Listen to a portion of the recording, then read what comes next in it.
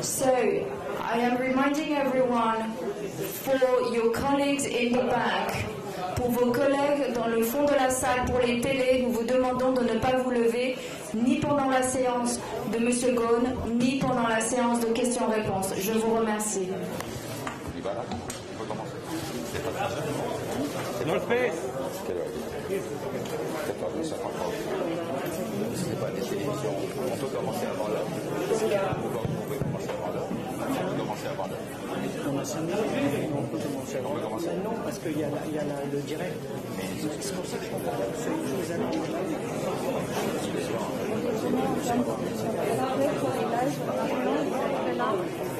So we can keep this. Is everybody ready to go? Okay.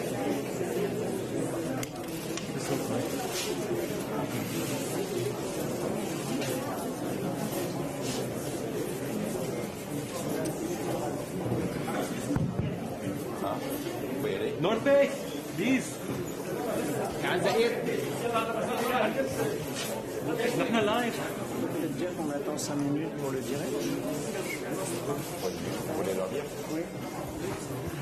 On attend 5 minutes parce que la conférence de presse devait commencer à 15h. C'est pour vous, les télés, pour vos directs. We'll wait for 5 minutes because it's supposed to begin at 3 for the TV. No.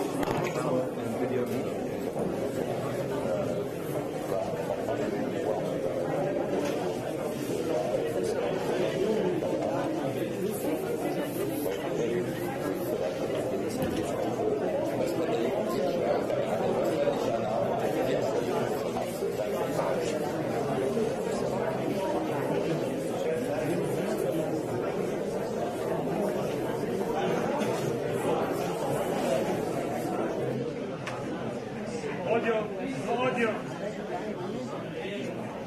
Sound, audio, please.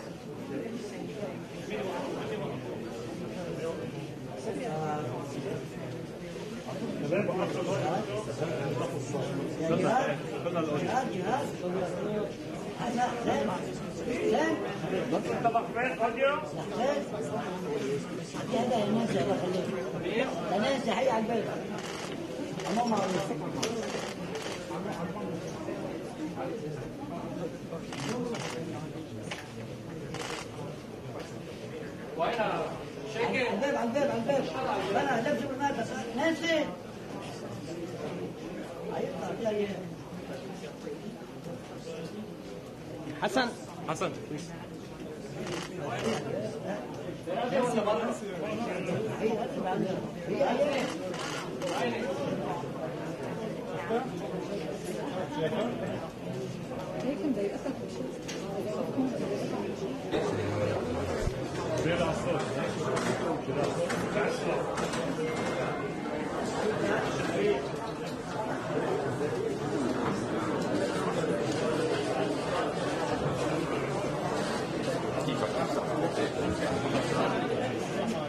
Please sit down.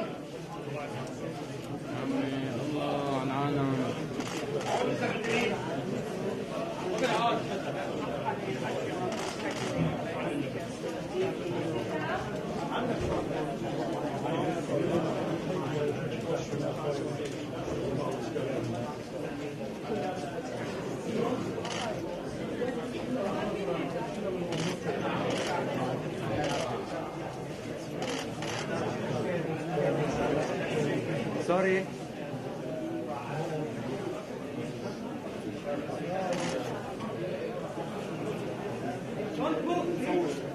Sit.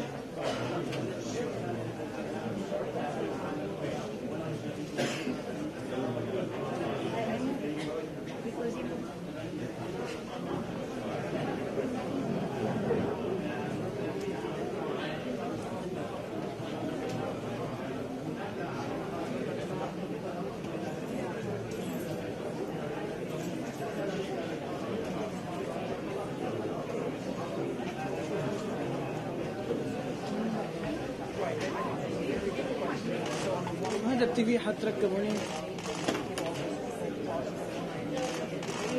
يا عمي. لمين هذا التي في؟ TV.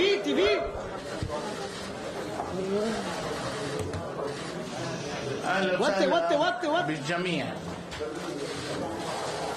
بالجميع اللي لقوا الدعوة الكريمة لحتى يشوفوا صديقهم اللبناني اللي كل لبناني بيفتخر فيه. الأستاذ كارلوس غوسن مش اسم عادي، اسم مميز. هالجماعة هدول اللي جايين، هاللبنانيين اللي شايفينه هون، لأنه المؤمنين فيه ومؤمنين بأنه قضيته عادلة، أنه هو رجل صالح. واللي بيعرف تاريخه للأستاذ كارلوس بيستغرب شو اللي عم بتصير. صحيح أنه هو ولد في البرازيل، وأول شركة كان فيها شركة فرنسوية ميشلان، وانتقل من هناك على فرنسا، ومن رجع فات على شركة رينو مساعد مدير عام، بعدين صار مدير عام. بسنة 99 صار في مشكلة كبيرة كتير عند النيسان. النيسان كانت شركة مفلسة ما معهم مصاري، وعليهم 15 مليار دولار. راح هو كمدير كبير بشركة رينو وعمل اتفاق معهم واشتروا 30% من نيسان، ووعد انه خلال 4 سنوات رح يقدر هو يوفي الديون اللي عليها. ولكن الحمد لله قبل ب3 سنين كان وافي الدين اللي على نيسان. ما اكتفى بالنيسان بس، كمان جاب الميتسوبيشي، ومن هون كبرت الدنيا كلها. وما بدي اترك الكلام طبعا، بس هذه على نجاحاته اللي بيفتخر فيه كل لبناني. وانا بحب اهلكم بهالموقع الجديد للنقابه اللي الله يرحمه ريمون نجار هو تبرع بهذا تأهيل هذا البناء. وشكرا. عزيز. Okay. Ladies and gentlemen, I want to thank you for taking the time to be here, with many of you traveling great distances to join me. Ça, c'est le seul endroit où je vais parler en plusieurs langues. Je voudrais aussi saluer nos amis de la presse française qui nous ont rejoints. وأنا حابب كمان سلم على كل الأصدقاء اللبنانية. أنا اليوم فخور كون لبناني، لأنه إذا في بلد بالعالم وقف معي بهالصعوبات هو لبنان. As you can imagine, today is a very important day for me. One, that I have looked forward to every single day for more than 400 days, since I was brutally taken from my world as I knew it, ripped from my family, my friends, my communities, from Renault, Nissan, and Mitsubishi, and the 450,000 women and men who comprise those companies. I have not experienced a moment of freedom since November 19, 2018. It is impossible to express the depth of that deprivation and my profound appreciation to once again be able to be reunited with my family and loved ones. Today is also a poignant reminder of the day precisely 1 year ago when I appeared before many of you, as well as a Japanese judge and prosecutors in Tokyo. I pleaded my innocence, but I did so while constrained by handcuffs and bound by a leash around my waist, which was used to walk me into the courtroom. I was in the midst of being held indefinitely in solitary confinement after several failed attempts at bail. I had just spent the Christmas and New Year holiday alone and in confinement, and I hadn't spoken to or seen my family for 6 weeks. My only contact with them were letters shown to me by lawyers through a looking glass. I had spent the previous months being interrogated for up to 8 hours a day without any lawyers present, without an understanding of what exactly I was being accused of, without access to the evidence that justify this travesty against my human rights and dignity. It will get worse for you if you don't just confess, the prosecutor told me repeatedly, and this has been taped. You can look at the tapes because the tapes are being held. You can see how many times they came out about, you just confess and it will be over. And if you don't confess, not only we're going to go after you, we're going to go after your family. And we're going to discover many things. Every day I woke up on nights that I was able to sleep and to make a decision. Do I fight for my innocence or do I do as they say? And there was no end in sight. And those conditions remained more or less the same, day after day, week after week, month after month. The feeling of hopelessness was profound. And every day for over 130 days in detention, I fought for my innocence.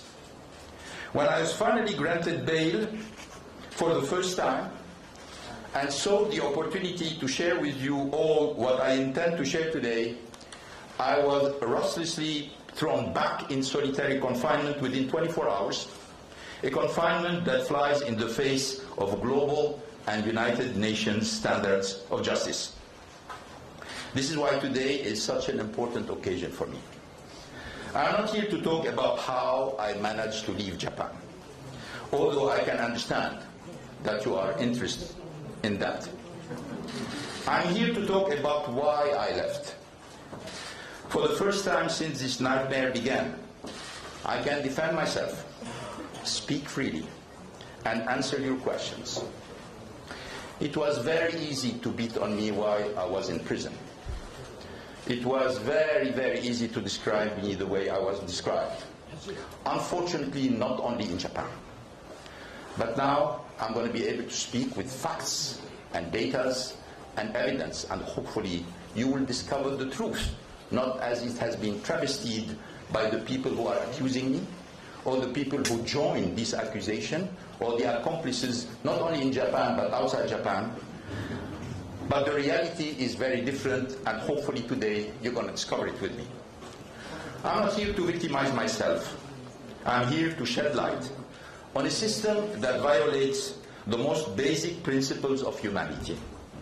I'm here to clear my name and to pronounce clearly and emphatically something that was interpreted as a heresy in the Japanese judicial system. These allegations are untrue, and I should have never been arrested in the first place. First, I would like to begin by expressing my profound gratitude to those who supported me during this unspeakable ordeal, in the face of a systematic campaign by a handful of malevolent actors to destroy my reputation and impugn my character. I'm grateful beyond words for the steadfast love and support of my family, my wife, Carol, my 4 children, my 3 sisters, my mother, Rose, Carol's children and family. They all endured unimaginable pain. They learned of my arrest and solitary confinement through the media. They were barred from seeing me or even speaking to me for months. They were targeted by relentless, shameless, baseless media attacks orchestrated by Japanese prosecutors, Nissan executives, and unfortunately many accomplices. I think of my supportive friends, as well as the numerous anonymous individuals who sent me letters of support while I was in the detention center of Kosuge. I think of the Lebanese authorities and citizens who never lost their faith in me. They showed the world that for a small country, Lebanese people have a big soul, they have a big heart, and a true sense of righteousness. I think of my lawyers around the globe who wage a valiant battle, putting their career on the line and devoting their full energy against a corrupt and hostile system that presumed my guilt from day one and was designed to break my spirit and coerce my confession. I also want to thank the human rights and criminal justice advocates globally, and particularly in Japan, who have fought tirelessly against insuperable odds to improve Japan's anachronistic and inhumane system of hostage justice. It is a system that is indifferent to the truth, indifferent to fairness and process, indifferent to fundamental civil liberties and accepted norms of justice. I also want to take a moment to mention Greg Kelly, an honorable man, husband and father, who was brutally torn from his word and his family on that November day, summoned to Tokyo under false pretenses by Harinada when he needed to stay home for an important surgery. Greg remains a victim of the Japanese hostage justice system with no trial date in sight 14 months after his arrest. While my plight has captured the headline, we and you cannot forget Greg's ordeal and the pain he and family endure each day at the hands of the Japanese system. He is being punished precisely because he is honorable and refused to participate in a suspicious pre-bargaining agreement alongside Harinada and Onuma and probably many others. Thanks to the systematic leaking of false information and distorted information, and the intentional withholding of exculpatory information by the prosecutor and by Nissan, I was presumed guilty before the eyes of the world and subject to a system whose only objective is to coerce confessions, secure guilty pleas without regard to the truth. I have come to learn that my unimaginable ordeal over the past 14 months is the result of a handful of unscrupulous, vindictive individuals at Nissan, at the Latam and Watkins law firm, with the support of the Tokyo prosecutor office. It is important for me to emphasize that I'm not above the law, and I welcome the opportunity for the truth to come out and to have my name vindicated and my reputation restored. I did not escape justice. I fled injustice and persecution, political persecution. Having endured more than 400 days of inhumane treatment in a system designed to break me and unwilling to provide me even minimal justice, I was left with no other choice but to protect myself and my family. It was a difficult decision and a risk one only takes if resigned to the impossibility of a fair trial. With the strings being pulled and manipulated by those dead set on securing a confession or a conviction whose only goal is to save face. The facts, the truth, justice are irrelevant to these individuals. This was the most difficult decision of my life. But let us not forget that I was facing a system where the conviction rate is 99.4%. And I will bet you that this number is much higher for the foreigners.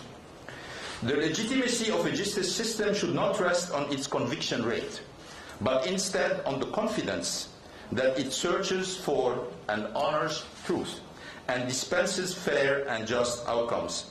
It is the prosecutors, aided and abetted by petty, vindictive and lawless individuals in government at Nissan and the Latam law firm, who have destroyed and are destroying Japan's reputation on the global stage. It is them who are fueling an archaic, manipulative, arbitrary side to an otherwise modern country. It is them who should be held accountable. The charges against me are baseless.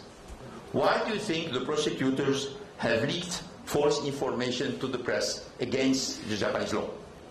Why have they intentionally concealed exculpatory evidence that support my innocence? We're going to see it. Why have they continually delayed the still undetermined, 13 months after, the still undetermined trial date, and extended relentlessly the investigation timeline? Why have they rearrested me and seized all my legal defense documents? Why were they so intent on preventing me from talking and holding a press conference where I would set forth the facts and my side of the story? Why have they spent 14 months trying to break my spirit, banning me from all contact with my wife, and surveying my every move? Let me, before going to your question, and I know you have many, try to give you some answer. And I'm going to follow particularly 5 topics. The first topic is why all of this happened. At the beginning, why all of this happened. The second is how did it happen. I'm going to tell you a little bit of what I've been through for 14 months. Third is we're going to come back to the 4 charges that the prosecutor had put on me. I'm going to explain to you the charges. We're going to also talk about all the charges that have been at the base of what I call the smear campaign, that the prosecutor didn't dare even put them in the accusation, but they are flying through the media with many fantasist interpretation, and unfortunately with some official position which are absolutely not rigorous on them. And finally, I'm going to do some words about the lines Renault and Nissan. Where are they today, 1 year later? What is the situation of these three entities 1 year later? And then I will let you answer all your questions. So let me start with the first item, which is why. Okay? If we say, okay, this is a plot, and this is something which has been organized, why? What are the reasons for this? Well, we have 2 reasons. There are probably many, but I'm going to give you the main one. The 2 main reasons for this to happen. The first one was the fact that Nissan performance unfortunately started to decline at the beginning of 2017. I will remind you that in October 2016, I have decided to remove myself from the operation of Nissan because I signed the deal with Mitsubishi, taking control of 34% of Mitsubishi, and Mitsubishi needed help. So I moved to Mitsubishi as chairman of the board, as future chairman of the board, to support Masuko-san into reviving this company. And I told Saikawa-san, okay, we're going to propose you as co-CEO. Yeah, but this is also something we should say. The CEOs are not named by their predecessor. They are named by the board. They are proposed by the predecessor, but it is the board decision. So when people say, oh, Monsieur Bolloré was named by Mr. Ghosn, wrong. Mr. Bolloré was named by the board. He was proposed by Carlos Ghosn, but he was named by the board. So when they say, oh, he was named by Mr. Ghosn, that means he has no legitimacy, it's dead wrong. It's not factual. The members of the board of Renault voted unanimously to nominate him as CEO. And 9 months later, that unanimously voted him down. That's the reality. So let's come back to our story about Saikawa. Nominated in October 2016, CEO of the company. I moved to Mitsubishi. I told him, now it's your turn. I promised that one day I will return this company after having been CEO for 17 years. After having been CEO for 17 years of a dead company in 1999. I left with him $20 billion in cash. A company which was profitable, which was growing, which was respected. A brand which was nowhere in 1999, which became one of the top 60 brands in the world. That's what I left with him. And then, you take care of it, now it's your turn. Let me help Mitsubishi, let me take care of Renault, and let me take care of the lines. Unfortunately, a CEO is here as long as he performs. I mean, I didn't stay 17 years head of Nissan because I was Carlos Ghosn. I was there only because I was performing. I was delivering growth, I was delivering profit, I was delivering cash flow, I was delivering dividends. That's our reason to be. Unfortunately, we started in 17 to see a decline in the performance of the company. Obviously, many tough discussions. In 2018, another decline, many tough discussions. But at the same time, he was the CEO and he was responsible for it. So he has to find a solution with his own team. So there was some nervousness in the ranks of the top management, and particular ranks in the top management, that at a certain point in time, patience will run out and change will come. That's number one. Number two, well, we have to come back to the history of the lines. You know, there was a famous Florence law in France that has been voted, giving double voting rights for the shareholders who have more than 2 years. We, as board of Renault, opposed this rule. And we have the right, because the law allowed us, if there is more than 2/3 of the shareholders voting to pass over this rule, it was possible. We didn't prevail because, as you know, the French state increased its stake into the company, blocked the majority of 2/3. We have most of the shareholders with us, but we were not able to reach the 2/3 of the shares. This left a big bitterness with our friends in Japan. Not only with the management of Nissan, but also with the governments of Japan. And this left a big state because somehow they considered that it is unfair that Nissan, who owns 15% of shares in Renault, has 0 voting right, and that the French state, which owns 15% of Renault, has double voting rights. We tried to explain it. We were not successful, unfortunately.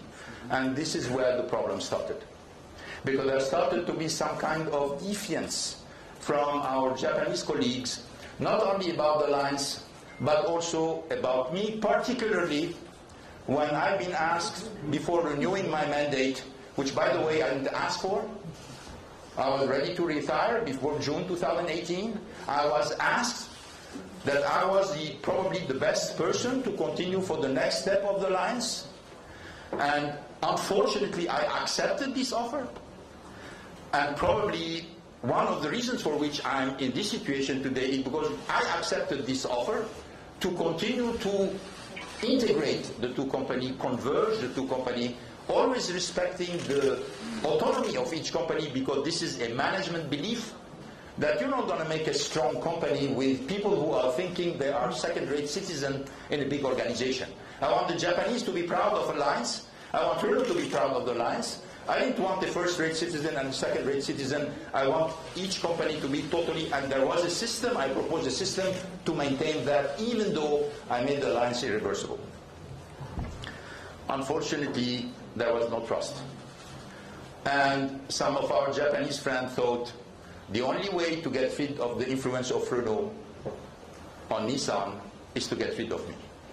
Which unfortunately they were right, because when you see exactly what's happening today, where Renault has very little influence on what's going on in Nissan, even though they put a nice face on what's taking place, you know exactly that the Japanese have the right analysis by saying, we get rid of him, we will get much more autonomy for Nissan. Unfortunately, as you know, we're going to talk about the results. The results that were expected are not the one that everybody was hoping for. So, who are the people? I promised you names. I'm going to give you names. Okay? Who was part of the plot? Obviously, Saikawa is part of the plot. Harinada is part of the plot, obviously, and Onuma, because they showed. But there are many other people. Toyoda, member of the board, was the link between the board of Nissan, and the authorities. Now, I can talk about what happens in the government of Japan. I can give you names, I know them. But I am in Lebanon. I respect Lebanon, and I respect the hospitality that has been extended to me by the authorities in Lebanon. And in no way I want to do anything or say anything that would make their task more difficult. So I'm imposing on myself silence on this part of the presentation, because in no way I want to show anything or say anything that would hurt the interest of the Lebanese people or the Lebanese government. So I will stop there for the government. Kawaguchi, Imazu, chief auditor, Toyoda, these are the main people. Obviously there are many other people participating to it, but I have all the names. I'm limiting to the main people who are involved. The prosecutor, I will mention some of the names. You're going to have the people who have been from all the sides of the fences, like the lawyer company LW that we were using in the past and continue to help Nissan, even though attacking some of the advice that they have given us when we were in charge, and now they are supporting the new team. So the story is very long, but I'm going to limit myself. How? Decline of the performance of Nissan, suspicion about the next step of the irreversibility of the lines. These are the two reasons for which this happened. How? I was arrested on November 19, 2018. I didn't suspect anything. And I didn't suspect anything because I was not anymore the CEO of the company, I was chairman. And now I delegate. Some people ask me, oh my God, Akin, you didn't look at this, you didn't mention this, you didn't suspect this. And it happened that it was a colleague, one of your colleagues from the US, and I say, you know, what happened in Pearl Harbor? Did you see Pearl Harbor happening? Did you see Pearl Harbor happening? Did you notice what happened in Pearl Harbor? You know, so you're telling me, you're asking me how did I notice? And I was not even in my country that something like this was being cooked against me. And you're telling me how I didn't notice? I didn't notice it. And I didn't notice it because it is true that when it's planned and it's confidential and it's secret, well, it happens. And you'll be surprised, and I was surprised. There was a stage arrest. I've been told, I didn't know, that the world was led to know that I was arrested in the airplane. Bullshit. I was arrested in the airport. I came down from the airplane, I was taken in a car, I arrived with the passport, they told me there's a problem with my visa, they took me in a small room, and this is where I found Seki, prosecutor, telling me, I'm from the prosecutor office, I need to talk to you, and since then say you cannot use anymore your phone, and I know I was arrested, I understand what's going on. And because I was surprised, I told him, okay, can I at least give a phone call to Nissan to send a lawyer? But obviously I didn't know that Nissan was behind it, and it was all staged way before between the prosecutor and the company. This is the way it happened. And from there they took me to Kosuge detention center. It took 5 hours between my arrest and me finding myself into a tiny cell in Kosuge. The collusion between Nissan and the prosecutor is everywhere. The only people who don't see it, maybe, are the people in Japan. They don't see this collusion. And I've been told this is totally illegal. How can it be illegal? And at the same time, we have so many traces, so many hands on the wall, and nobody's talking about them. Well, you don't see if you don't want to see. But the collusion between Nissan and the prosecutors coming through witnesses who were in the headquarters of Nissan, who told me exactly what happened before I was arrested, all the preparation, all the visits, a lot of the meeting that took place between the prosecutors and Nissan, at least without counting officials. And I'm not going to talk about the officials, as I said. So I was sent to the prison, and the prosecutor told me, well, we're going to arrest you for under-reporting your compensation. I was shocked at the beginning. Frankly, I couldn't understand that. I said, what compensation? And he said, yeah, we are arresting you for under-reporting a compensation that was not paid to you. Second surprise. Okay, so we're talking about something which was not paid for you. Yes. And then something which didn't go to the board, which means that it did not decided. So I was arrested for a compensation that was not fixed, that was not decided, and that was not paid. This is the reason of my arrest. This is the reason of my arrest. Well, I can tell you that in many countries, there is no reason to arrest. It's certainly not a criminal case. It's certainly not even an offense. Give you a name you know very well. Tanaka-san, professor of corporate law, Tokyo University, consulted 3 weeks ago by my lawyers. They put everything. Now that we have the documents, at least on the first charge from the prosecutor, again, 13 months after the arrest, we showed him everything. And we told him, Professor, please, tell us. He said, I'm quoting him, "It is a shame that Japan arrested Mr. Ghosn for this." So we asked him to write, and he's going to write. Obviously, I don't know if he's going to continue to write it down. But he said, it's a shame, Professor Tanaka, University of Tokyo, corporate law. It's a shame that Mr. Ghosn was arrested for this. Let me continue. So, let me talk to you, and a little bit, I'm not going to talk too much about it.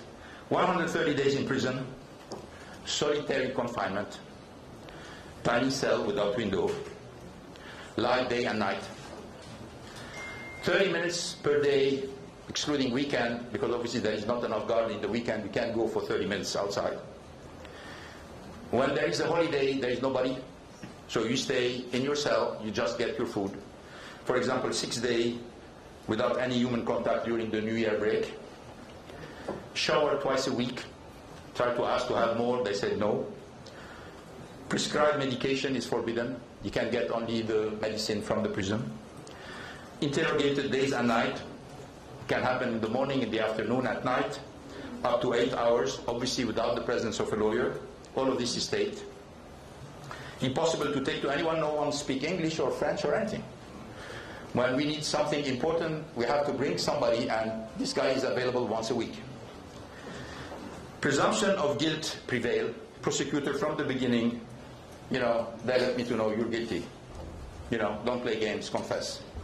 And everything they were asking me is not to try to discover the truth, is to try to find reason to make sure that their accusation will be stronger.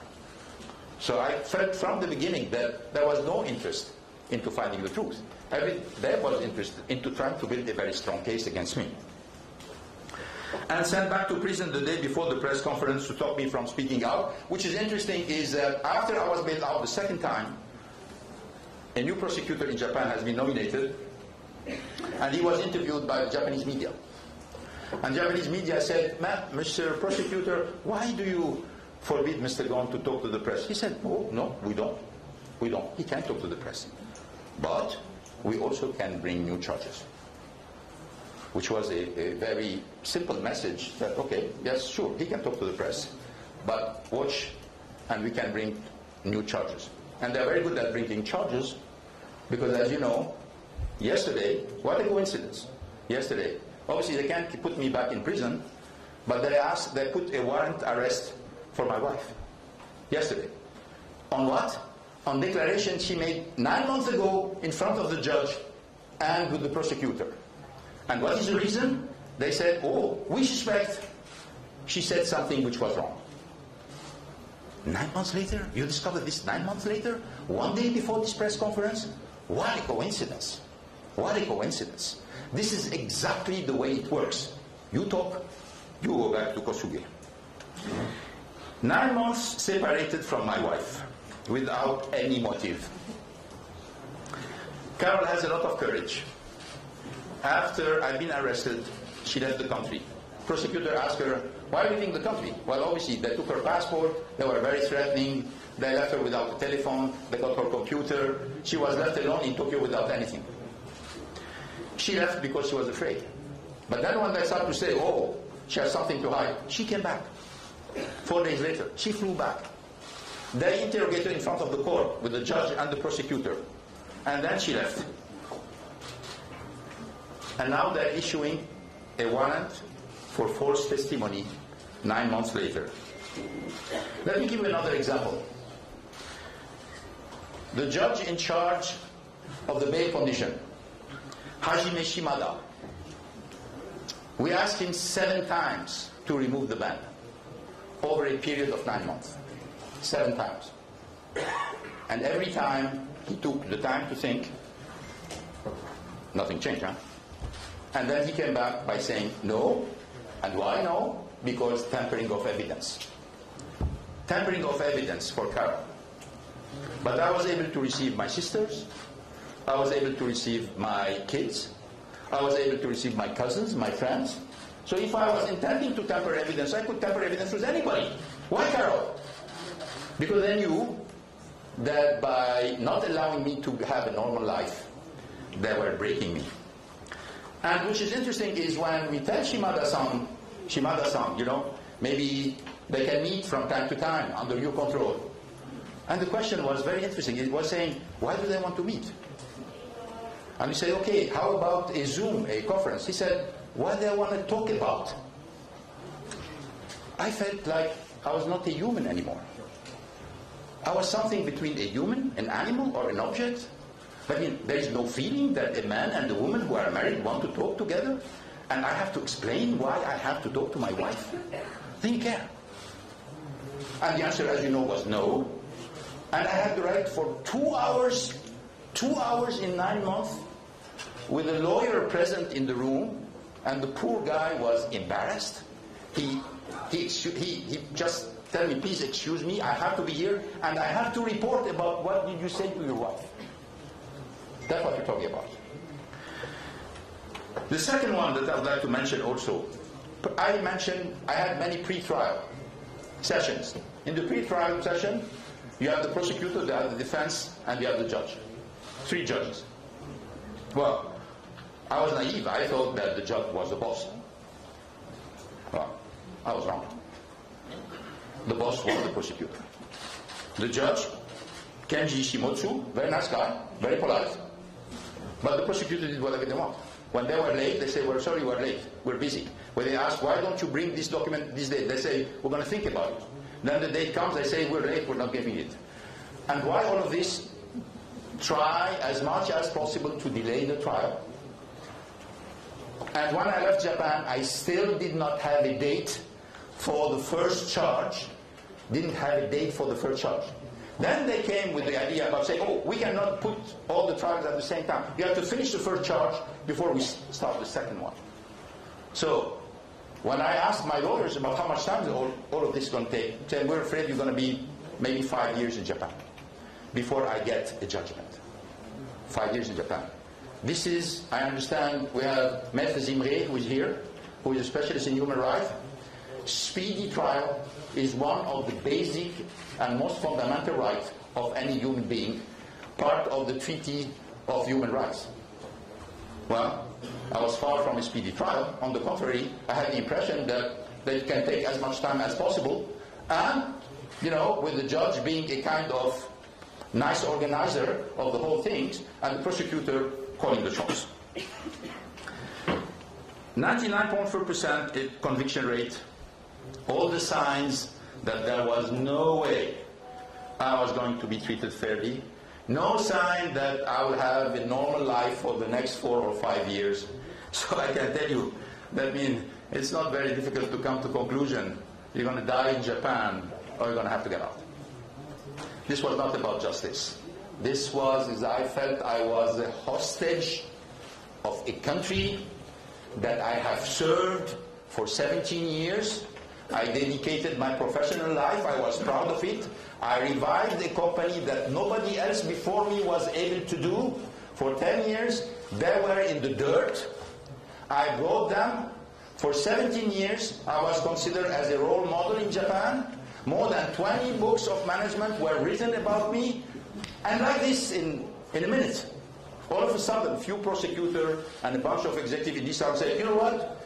This guy is a cold, greedy dictator. That's what I said. Cold, greedy dictator. We filed motion to dismiss because of all the elements that the prosecutor violated.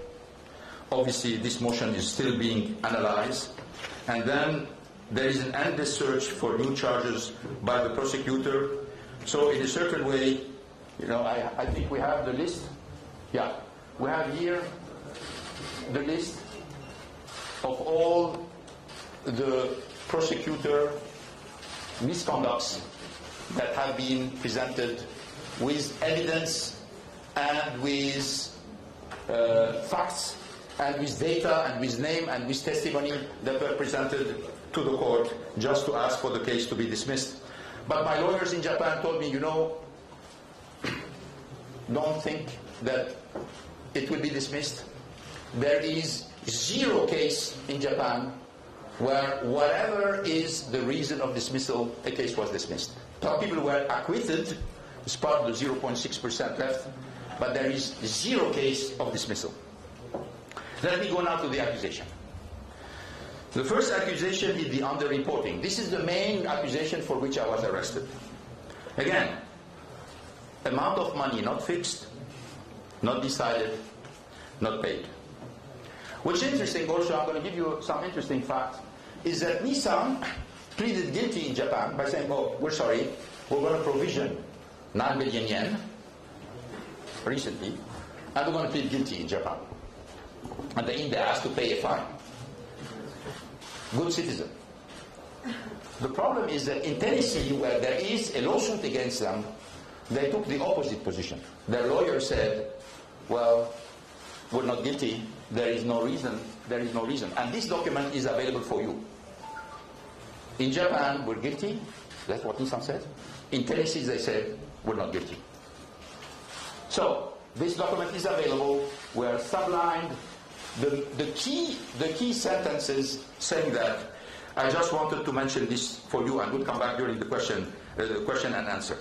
And again, there is no democratic country I know where you go for jail for this kind of accusation, even if they were right.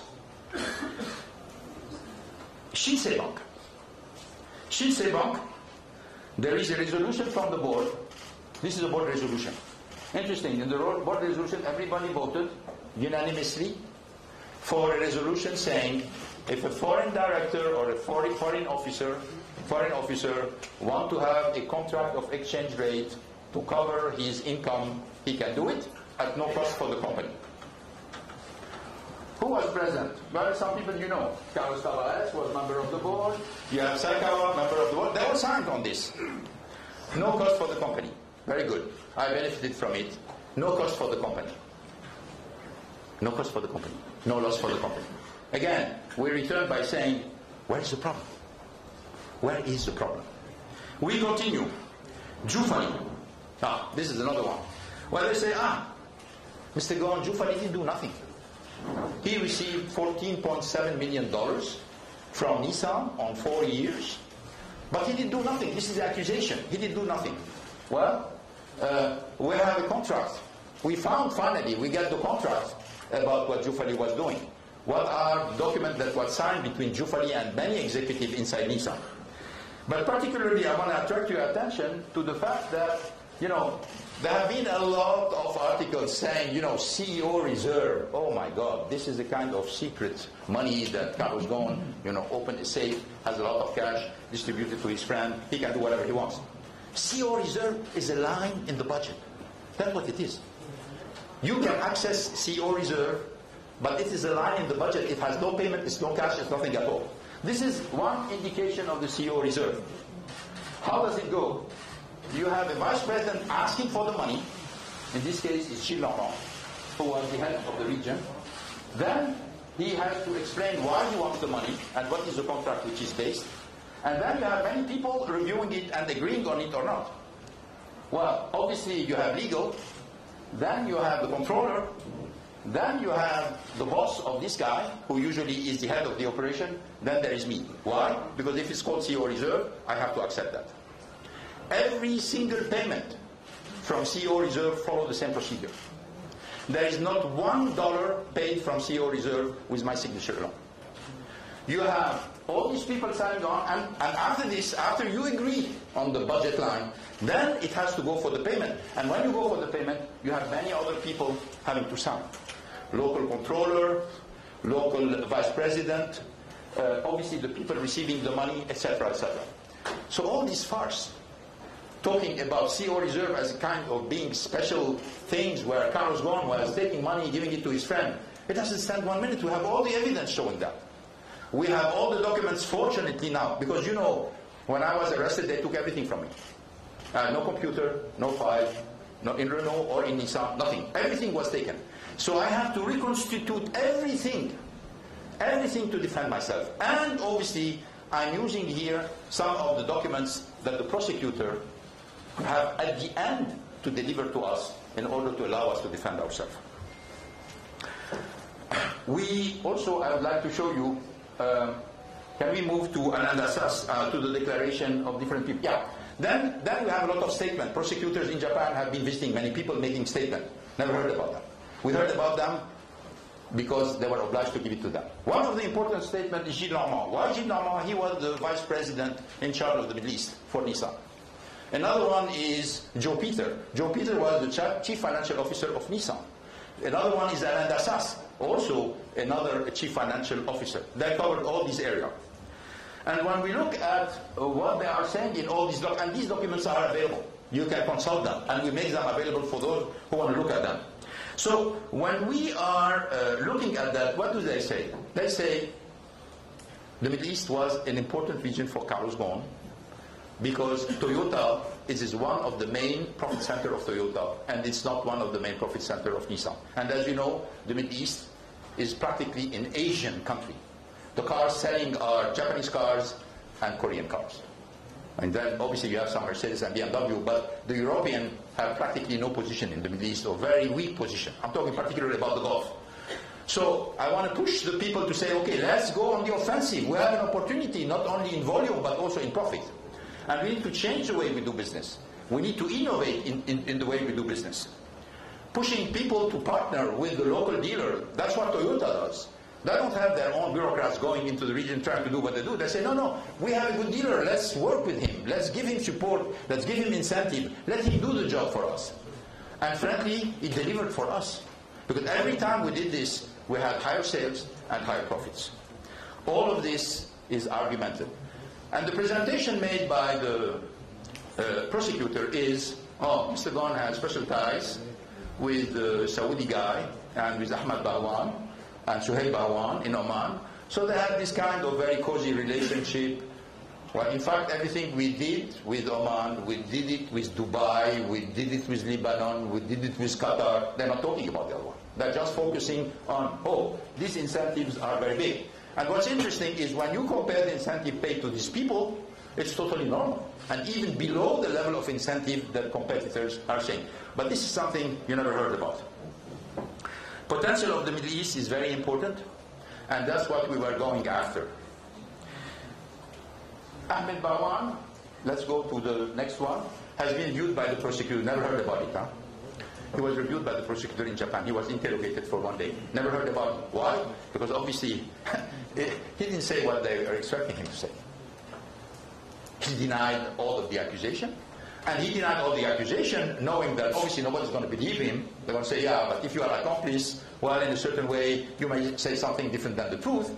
But you need to know that all the bank accounts, my bank accounts, Bahwan bank accounts, Kumar bank accounts, Jufari bank accounts, have all been swept. All of them. All bank accounts in the world. So if there was any payment which was suspicious, I can tell you, it would be front page of the Nikkei or of the Sankei before it will come directly by the prosecutor.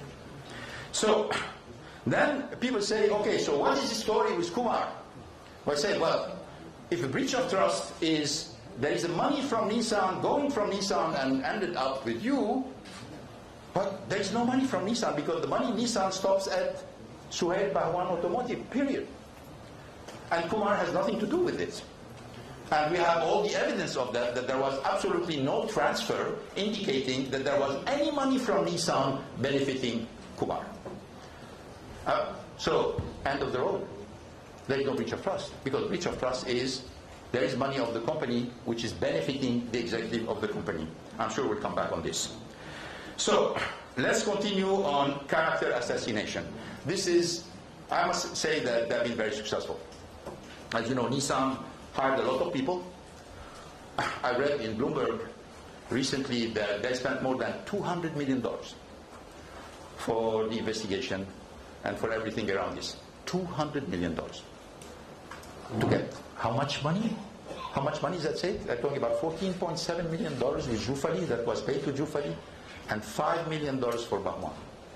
So how rationally you're going to say you're going to spend $200 million? You're going to destroy your company. You're going to destroy your brand. You're going to destroy your image. You're going to divert the attention of all your top management. You're taking a big risk with the lines. And by the way, the market cap decrease of Nissan since my arrest is more than $10 billion. They lost more than $40 million a day during all this period. By the way, Renault is not better because the market cap of Renault went down since my arrest by more than 5 billion euro, which means 20 million euro a day of quotation. 20 million euro a day. So when I hear a statement made by a French official saying, we need to concentrate on the 11 million euro of undefined expenses, I say, yes, sure. Why don't you come to me? I'll explain to you. Nobody came to me. You make an audit. Well, the first person that should be, for the audit to be valid, the contradictory audit, you should come to the main person and ask him the question. If you're not convinced by the question, then it's fine. But you didn't even come to me to tell me about the planes, about the help to universities, the help to school. You know, you don't come to me and you just say unexplained expenses. I don't worry about these 11 million euro because I have an explanation. I worry as a shareholder of Renault about the fact that I lost 35% of value and I still don't understand why. I worry when Renault goes down by all this amount, the automotive industry is up 12%. So the only companies which went down in market cap for this period of time are, what a coincidence, Renault, Nissan, Mitsubishi. And everything else on average went up 12%. So why a company is made? It's what? It's about what? It's about, it's mainly about creation of value, if I remember. A CEO is here for the creation of value. A board is here to protect shareholders. Where are we here? I'm a little bit lost as a shareholder of Renault and a shareholder of Nissan. I say, oh my God, who's protecting me as a shareholder? Who is caring about me? Where is the name of the brand? Where's the future of the brand? Let's go to character assassination. Made the big story about Versailles. Versailles. Some people think I'm in prison because of Versailles. No, it's true. I mean, so people say, okay. First Versailles, first accusation, Mr. Ghosn, you make a 15 years anniversary of the alliance in Versailles. Yes, sure. Why Versailles? Versailles is not Louis XIV. Versailles is the most visited site in France. It's a symbol of the genius that France has. It's a symbol of the opening to the world. It's the symbol of the globalization of France. You talk about Versailles, any foreigner will come to Versailles. They're amazed by the beauty, by the attraction, by the gardens. That's why we showed Versailles. It's not because you want to mimic Louis XIV or you want to mimic Marie Antoinette. It's ridiculous. We made it and they say, oh, this was a party of birthday. We say, well, hey, I made a speech. Where is the speech? Speech disappeared. All of a sudden I can get the speech I made, which was a corporate speech where I thank all the people for the support they've given to the alliance. But people say, hey, but why the other executive of Renault and Nissan were not here? Well, it was not for the executive. We had a celebration with the executive, which was different. This was for the partners, and particularly with the foreign partners. If you invite somebody in France to go to Versailles, he doesn't care. But if you invite an American, a Chinese, a Japanese to go to Versailles, they all run. They all run. That's the reason of Versailles. But the suspicion is, this was a birthday party. Okay, character assassination. Second one. You have the unfortunate reservation of a room in Versailles. Can we have, yeah. This is the bill. Who took care, let me tell you how it happened. We were big sponsors of Versailles. Why? Because you know that Versailles doesn't have enough money to maintain the building. So they go to large corporations. They came to me and said, Mr. Ghosn, can you help us? I said, fine, because the image of Versailles fits with the image of the Alliance, it fits with the image of Renault. Let's do it. I agree. So we supported many things in Versailles. We supported recently the fact that we have redone le Salon de la Paix. It was in a situation which was, frankly, horrible.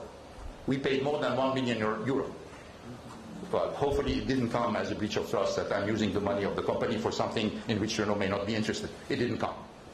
1 million euro to redo the Salon de la Paix. So the image of Versailles is this one. So Catherine Pégard, who is the head of Versailles, told me, Mr. Ghosn, you're a big benefactor. You know, from time to time for our big friends, we can make rooms available. If you have a private party, we can make room available. I said, thank you very much. And then many months has passed. All of a sudden, I had the possibility for Carol's 50th birthday. She was telling me, okay, we need to have our friends coming from Lebanon and from the United States. I said, you know what, maybe Versailles can be an interesting place. I had this proposal from Pega. Called Pega, she said, no problem. We put somebody in charge, obviously we're not going to do it. This is a company, CNP. CNP put all the expenses, we have them here, and then they put a rental of the room. Offered by Versailles. It's written on the document by the people who organize it. And they put €0. Okay, so when I see this, I say, okay, it's a commercial gesture. They are appreciative, etc. That's fine. We're going to make their own traiteur work. We're going to use their own people. Because obviously this is not a very cheap party. So then I was surprised to see that this cost €50,000 because, I don't know what happened behind the scene, somebody went and said, no, you know what, we cannot pay 50,000, we cannot give as a present €50,000, we're going to deduct it from the credit that Renault earns by being a sponsor of Versailles. We said, okay, we're ready to pay, we didn't know. And we have all the documents to prove, and all the people involved, that we didn't know about it, nobody tells us. We thought that, in good faith, this was a kind of commercial gesture, which, by the way, benefiting Versailles, because we use all the people who were working in Versailles. The houses. You say, oh, Mr. Ghosn, you have a house in Rio de Janeiro, house in Beirut, come on. Well, the houses all belong to Nissan. And say, oh my God, we are discovering this, you've done it secretly. Secretly? Let me show you the documents. This is a document signed by the two representative directors of Nissan, Greg Kelly and Hiroto Saikawa, 2013. And what this document says, use of company residential accommodation, Rio de Janeiro, Brazil, Beirut, Lebanon. Use it. And they say also that as long as it's working for the company, and we are committing that these houses can be sold back to him at book value at the end. So when I hear that everybody was surprised and we were doing this hidden, I said, oh my God. I mean, what kind of document you want more than this, where you two representative director plus legal, finance, treasury, the regional people who wrote this document? That means the whole thing doesn't make sense.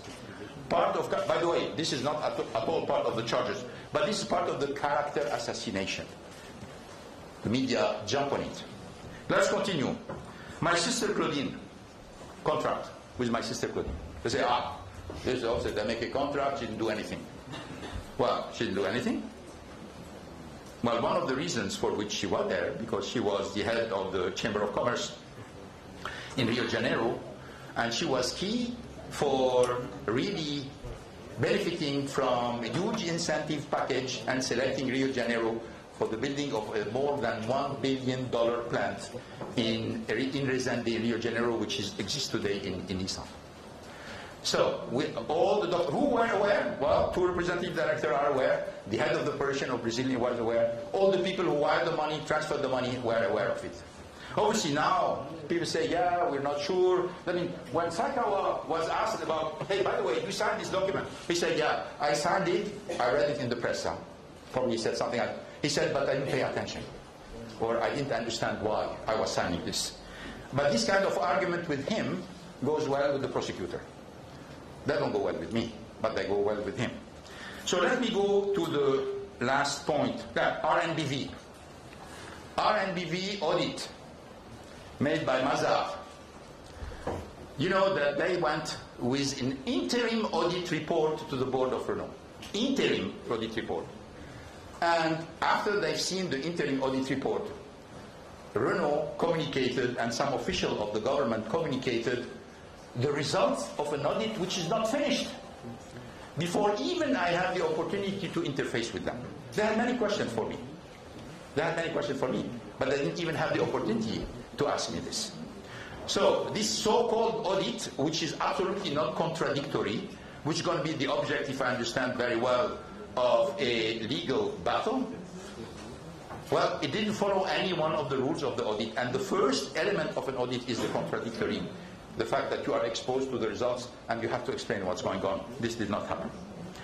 And you know, we are treating Renault, Nissan, and RNBV as small pop and mom shops. Like there is no controller, there is no finance, there is no auditors, there is no outside people. All the bills are being reviewed, not only internally but externally. All the explanations are being made. So people think that these kind of things can happen without anybody, you know, without anybody, just a couple of people signing on it. This follow a protocol which is extremely rigorous. And I can tell you, RNBV have the same protocol than Renault and Nissan. Let me go for the last point before probably making a break before going to your question and answer. Now you say, why all of this? What is the consequence of all of this? You know, it's difficult to know who's the winner of this. Who at the end of the day, who prevailed into this? Well, in 2017, the Alliance was the #1 automotive group, with 3 companies, Renault, Nissan, and Mitsubishi, growing, profitable, with a clear vision for the future, strategy, bold strategy, and you know very well that we were preparing to add Fiat Chrysler to the group because I was negotiating with John Elkann for Fiat Chrysler to join. So we had the strategy, we know where we were going, we know how the synergies work. This was the situation in 2017. We look today, well, frankly, there is no more alliance. But if somebody said, well, why you guys are together? Because it looks like all the decisions are made are consensual. Well, I've been managing this entity for 17 years. I can tell you, consensus doesn't work. It doesn't work. You have to make sure that you force people to go for synergies. You make sure that they adhere to the synergies. You spend time to explain to them why the synergies are important. If you leave them to themselves and you say it's consensual, nothing happens. And by the way, we saw it in the results of the companies. So, 3 companies, Alliance disappeared, no longer works. And the 3 companies, the growth has disappeared, profits are down. I'm finding a hard time to see any strategic direction. No more technological innovation coming, and no more. And on top of this, the line missed the unmissable, which is Fiat Chrysler. Didn't go with the lines, they go with PSA. But it's unbelievable. How can you lose that? How can you lose this huge opportunity to become the dominant player in this industry by developing ties with people who were eager to join you, who were totally complementary to the alliance? Obviously, you're going to have 15 explanations telling you, you know what, it's because of Ghosn, because, you know, this and that and that. Everything is on me now, okay? But it is unbelievable that this didn't happen. It's unbelievable. So, what I would like to say is, this is not a common case where we say, oh, Mr. Ghosn, you know what, you know, he didn't, and the media, sometimes they say he didn't pay taxes, no taxes involved, you know, he hidden compensation. When I tell people I didn't receive any compensation, they're surprised. But the whole story has been put in a way to lead people to think something which is different from the reality. Okay? And I must admit, they're very good at it. This is probably the only way. This is the only thing on which they're good. Because on everything else, which is a raison sociale of a car maker, is to make good cars, sell a lot of them, develop the technology, see the car of the future, make a profit, make cash, pay a good dividend, and increase the shareholders. Yeah, they said, we want to turn the Ghosn page. Well, they've been very successful. They turned the Ghosn page. They turned the Ghosn page because there is no more growth, there is no more increase of profit, there is no more strategic initiatives, there is no more technology, and there is no more alliance. What we see today is a masquerade of an alliance that obviously with all the people who are involved is not going to go anywhere. So that's why I'm telling you this is political. This is political. There is a lot of tentative to present it as a, you know, common case of somebody who has crossed boundaries. No, there is no crossing of boundaries. I am innocent of all the charges, all of them. And I can prove it now because I start to have a lot of documents, and there are many more documents to come. And that's what I wanted to say today. I left Japan because I wanted justice. That's why I left Japan. I didn't run from justice. I want justice. Because justice is the only way I'm going to establish my reputation, and the only way what I've done during my life is going to be recognized to its value. And if I don't get it in Japan, I'm going to get it somewhere else. Thank you for your attention. And now let me, before we make the break, just final point, particularly for our Japanese friend. I was painted in the media in Japan cold, greedy dictator. That's it. Everything is cold, greedy dictator. Cold, saying he doesn't like Japan. He doesn't like Japanese. He's a kind of mercenary here for the money. It's wrong. I like Japan. I like the people in Japan. I can tell you that for the many months where I was on bail, I was walking everywhere in Tokyo alone. I had no bodyguard. I went to restaurants, I went to movie, and people were greeting me. They were telling me, "Gambate kudasai, Ghosn." They were saying, "We're sorry about happening to you. We hope you continue to love Japan." This is the people on the street. Because the people on the street do not think 1 second that after celebrating this guy Gene, for 17 years, all of a sudden he became a villain. They don't understand it. They don't believe it. They don't even understand the accusation. So, and when they say I don't love Japan, let's make some history, a little bit of history. I revived Nissan. I went back. We crossed the financial crisis together. When the tsunami hit Japan, I was the first foreigner to come back to Japan, if you remember. I was the first one. Because it happened that I was in France on the executive committee. I was the first foreigner to come back in Japan when everybody was leaving Japan. And I was the first one to dare go into Iwaki plant, which was near Fukushima. Because in Fukushima, if you remember, you had the nuclear leaks. And nobody dared to go to Iwaki because of the nuclear leaks. I had to go by myself and call the suppliers and call the employees to say, we're going to rebuild the plant together. I have my kids in Japan, educated in Japan. I lived in Japan. I refused to abandon Nissan only because I cared about the country and they cared about the company. So I'm asking one question. I'm not cold toward Japan. I love Japan. Why Japan is paying me with evil for the good I think I've done to the country? I don't understand that. I profoundly don't understand that. Because I know Japanese people are not like this. The second thing is they're greedy. They say, I'm greedy. I'm greedy. In 2009, Steve Ratner, who was Obama cards up, General Motors was down, Chrysler was down, he came to me and said, I talked to the president, we want you to become the CEO of General Motors. He has written this in his book, so I'm not telling you stories. You can look at the book. And he was offering me a pay which was double my pay. I said, you know what, I understand your offer is very attractive, but a captain of a ship doesn't leave the ship when the ship is in difficulty. This is not a greedy guy talking. A greedy guy would say, sorry guys, this is business, I'm going to go for my own interest, and frankly, I made a mistake. I recognize it today. I should have offered. I should have accepted the offer. But I had my beliefs, and I offered, and I followed my beliefs. Then, so this is about greedy. The third thing is about dictator. Well, they discovered I'm a dictator in 2018. For 2007, for 17 years, I'm a CEO of the company. I had 20 books. You have so many professors coming. I have so many cases in Harvard, Stanford, INSEAD, HEC, Waseda, Keio, all of them coming, all the professors analyzing this.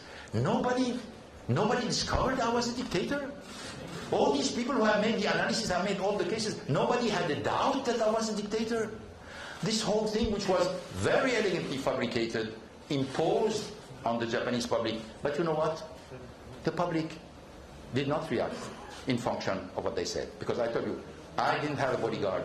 I walked in Japan all the time, by myself or one of my kids. We have never been bothered by anybody. We have always been received very well in all the restaurants and the places that we have visited.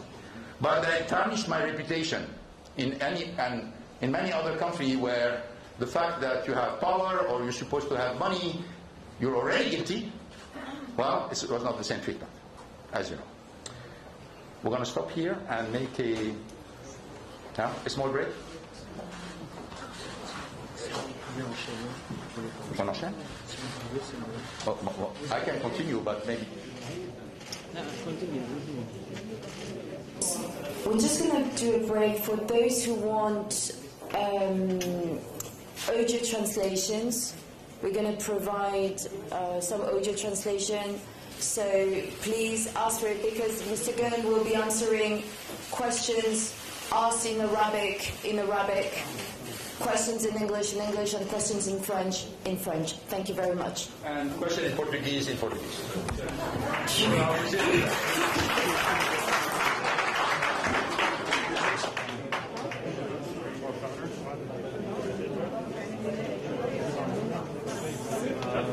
going to have a break. Alex.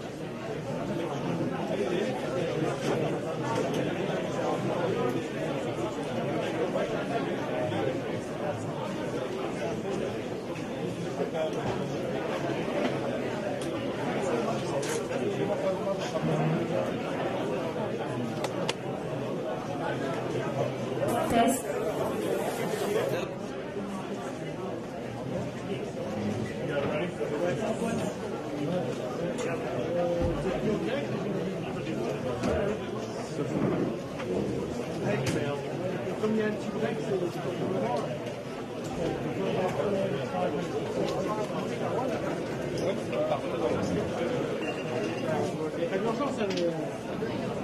Did it hold up all that crowd? Yeah.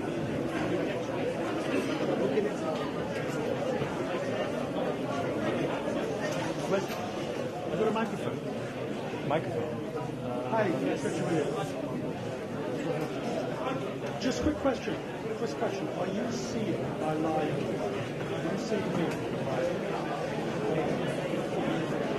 What's the matter? Sorry? Is your motor? No, we're feeding our own line. You want a mic? Do you know we're coming into the system here? Sorry? Okay, I can go whenever you want. Ask desk where we are.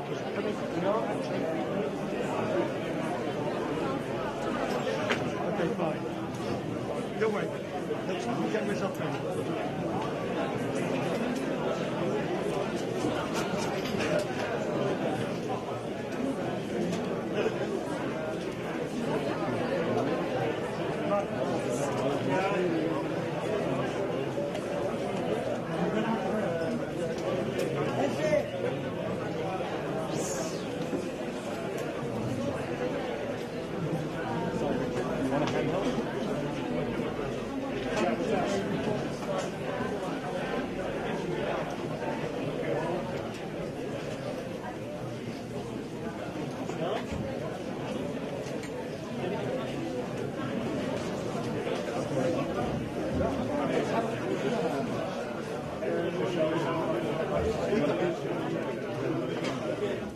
Yes, I can hear me. Well, it was a tour de force.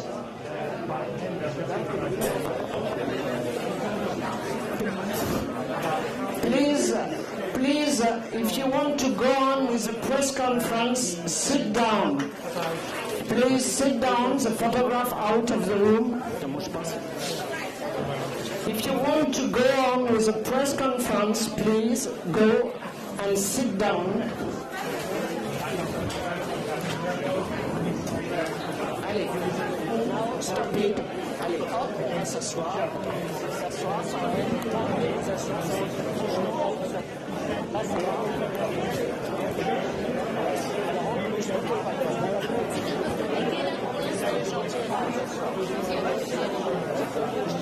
c'est pour vous aussi.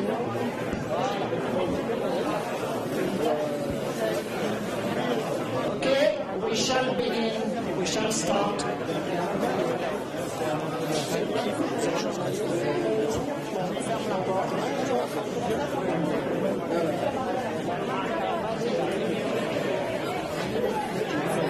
Okay for her, yes.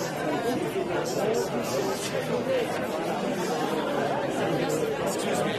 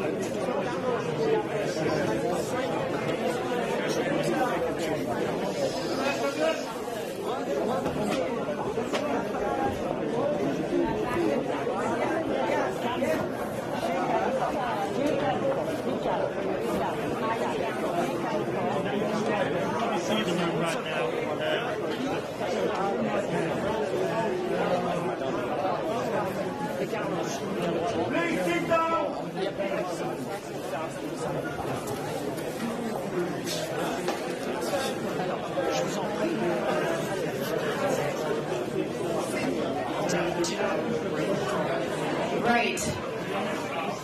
Ladies and gentlemen, please. We're going to close the door first. We're now closing the door for those who are outside.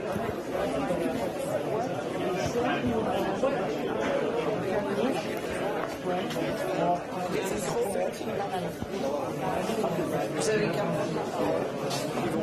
Ils vont se faire photographier.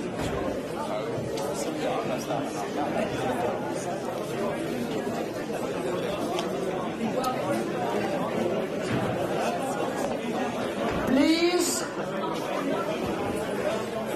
the press conference is beginning to start. First question.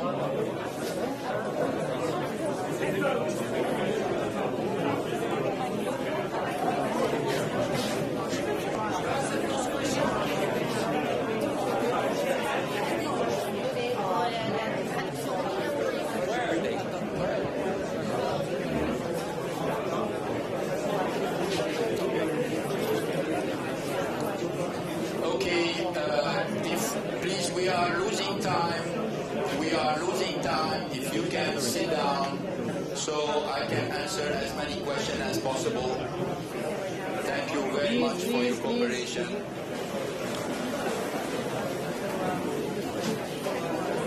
Thank you. Merci beaucoup. يسلموا دقيقتكم يا شباب بس إذا بتساعدونا بس. Très bien, monsieur, très bien. We're going to try. Okay. Please, if we can have a little bit of calm and shut down the door. Okay. What we're going to try to do is go by region. I don't want to have all the questions from Japan or so we have the Lebanese here. Where are the Lebanese? Everywhere. Please sit down, sit down. Please sit down. Where's Japan? Japan is here. Very good.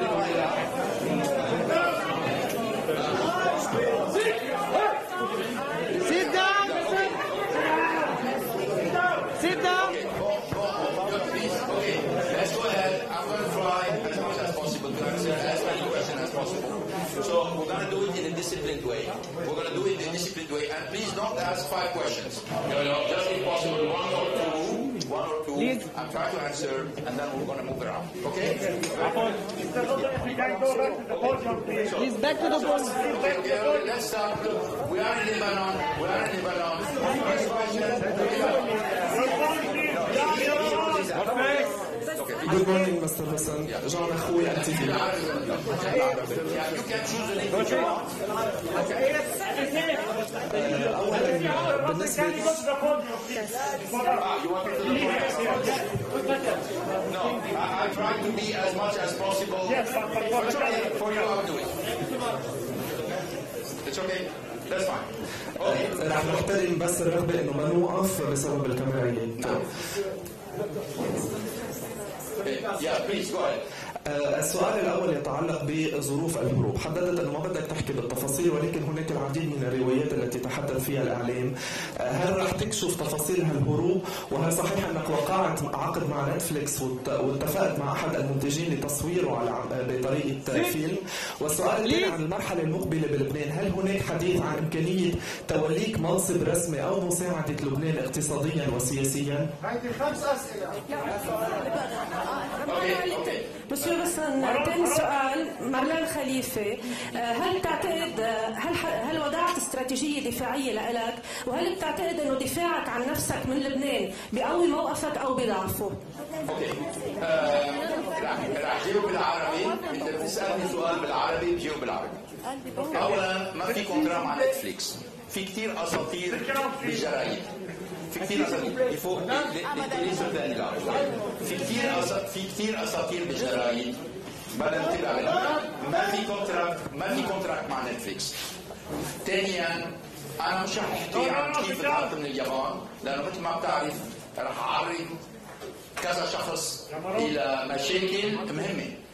يعني ما بقدر كمان الناس اللي ساعدوني ابرم ظهري طالما انا برا اليابان، ما بقدر. لازم احترمون. مشان هيك ما عم بحكي، مش انه ما عم بحكي لانه عم خبي شيء، ما بحكي لانه بدي دافع عن الناس اللي ساعدوني.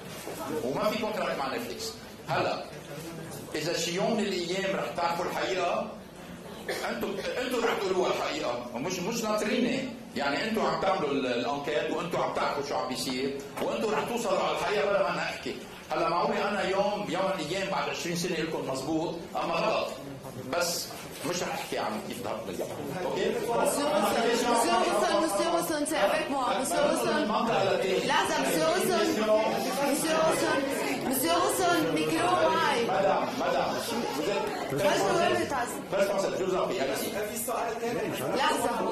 لحظة بس Monsieur Ghosn لأنه Oui, Monsieur Ghosn, bonjour, Gaëtan Ménin, BFM TV.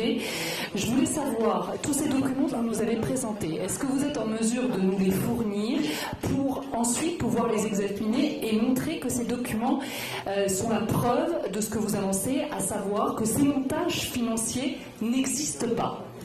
Je suis prêt à vous remettre tous les documents que je vous ai montrés. Il y en a d'autres que je ne vous ai pas montrés. Je vais montrer un spécimen de ce que nous avons reçu. Je peux vous dire qu'il y a plein d'autres documents sur lesquels maintenant qu'on va pouvoir retirer. Parce que vous savez, avant, j'étais en prison, j'étais au Japon, je ne pouvais pas parler. Donc il y a beaucoup de gens qui se taisaient. Maintenant, il y a beaucoup de gens qui vont parler. Et là, vous allez voir apparaître tout d'un coup des tas de documents qui vont aller dans ce sens-là. Moi, ce que je demande, c'est que mes avocats, et particulièrement Maître Aboujaoudi qui est présent, qui me représente au Liban et qui fait partie de l'équipe de défense mondiale, vous pouvez le joindre, il mettra à votre disposition les documents qui vont expliquer tout ce que je vous ai dit. Monsieur Ghosn. بس بدي اسالك سؤال، انت لبناني وعندك خبره فظيعه ونجحت بحياتك وخدمت كل هالعالم اللي عندهم ازمات اقتصاديه كبيره. لبنان اليوم عم بيعيش اكبر ازمه بتاريخه اقتصاديه. انت بتقدر تعطي لبنان من خبرتك لحتى ينجح ويخلص؟ انا ماني رجل سياسي، ولا عندي اي طموح سياسي، بس بدي تعرف. بس اذا مين ما كان طلب مني انه انا حط خبرتي تخدم البلد انا مستعد. اذا طلب مني لحط خدمتي بس مش كسياسي، مش ما بدي وظيفه، ما بدي رتبه، ما بدي شيء منه. بس اذا مثلا حدا بالحكم اجى طلب رايي، اما طلب اقدر ساعد هالشخص حتى احسن وضع البلد، انا كل خبرتي بحطها تحت تصرف لبنان. Monsieur Ghosn. لا C'est qui ça? موناليزا نهار. قلت بكلامك انه اليابان حست انه الشغله الوحيده اللي تخلص او الطريقه الوحيده اللي تخلص نيسان من نفوذ رينو هي انه تتخلص من كارلوس غوسن. شو كان موقف الحكومه يعني كيف تعتبر تعامل الحكومه الفرنسيه مع محنتك بين توقيفك باليابان؟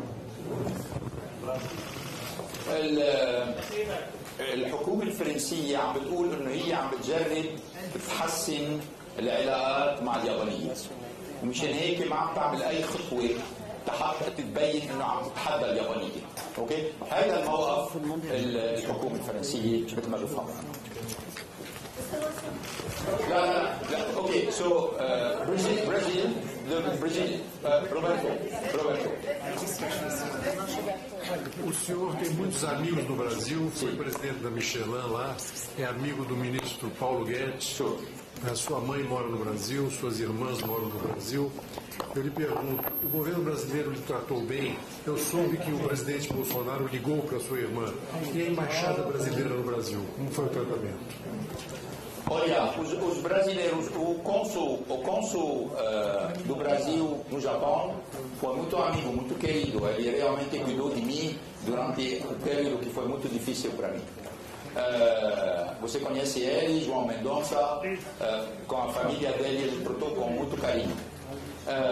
Agora, você sabe porque o presidente Bolsonaro faz um anúncio no jornal, onde alguém fez uma pergunta para ele se ele está pronto para falar do meu caso com as autoridades japonesas.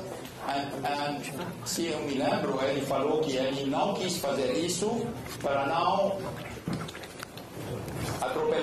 atrapalhar as autoridades japonesas. Bom, claro que eu não gosto desse tipo de declaração. Agora, eu respeito esse tipo de declaração, mas eu estava esperando um pouco mais ajuda da parte do governo brasileiro, que não aconteceu, infelizmente. Bon, attendez, oui. Est-ce qu'on peut avoir une autre région? Alors, on a France, Liban. Can we have the US? The US? Where is the US, by the way? Yeah. Okay, US is here. Mr. Ghosn? Please, US. Okay. Yeah, okay. So, Nick Kostov. Nick Kostov from the Wall Street Journal. Yes. I'm curious as to what your plan is now, because it seems to me it's going to be difficult to find a legal forum in which to clear your name. So how do you feel about the prospect of living out, the rest of your life as an international fugitive? Is that the price to pay for getting out of Japan? Is it worth it? Yeah. Thank you. Well, first, I am used to what you call mission impossible. I've been into many mission impossible. When I went in Japan in 1999, everybody told me, it's impossible. You're not going to be able to make it. Who are you? You don't speak Japanese. You're coming from France. You're coming from Roro. Nobody knows that. And you know the story. I don't consider that now I'm in a situation where I cannot do anything. I can do a lot. And I want to clear my name. And I want to find the ways to make sure that the truth is going to come back.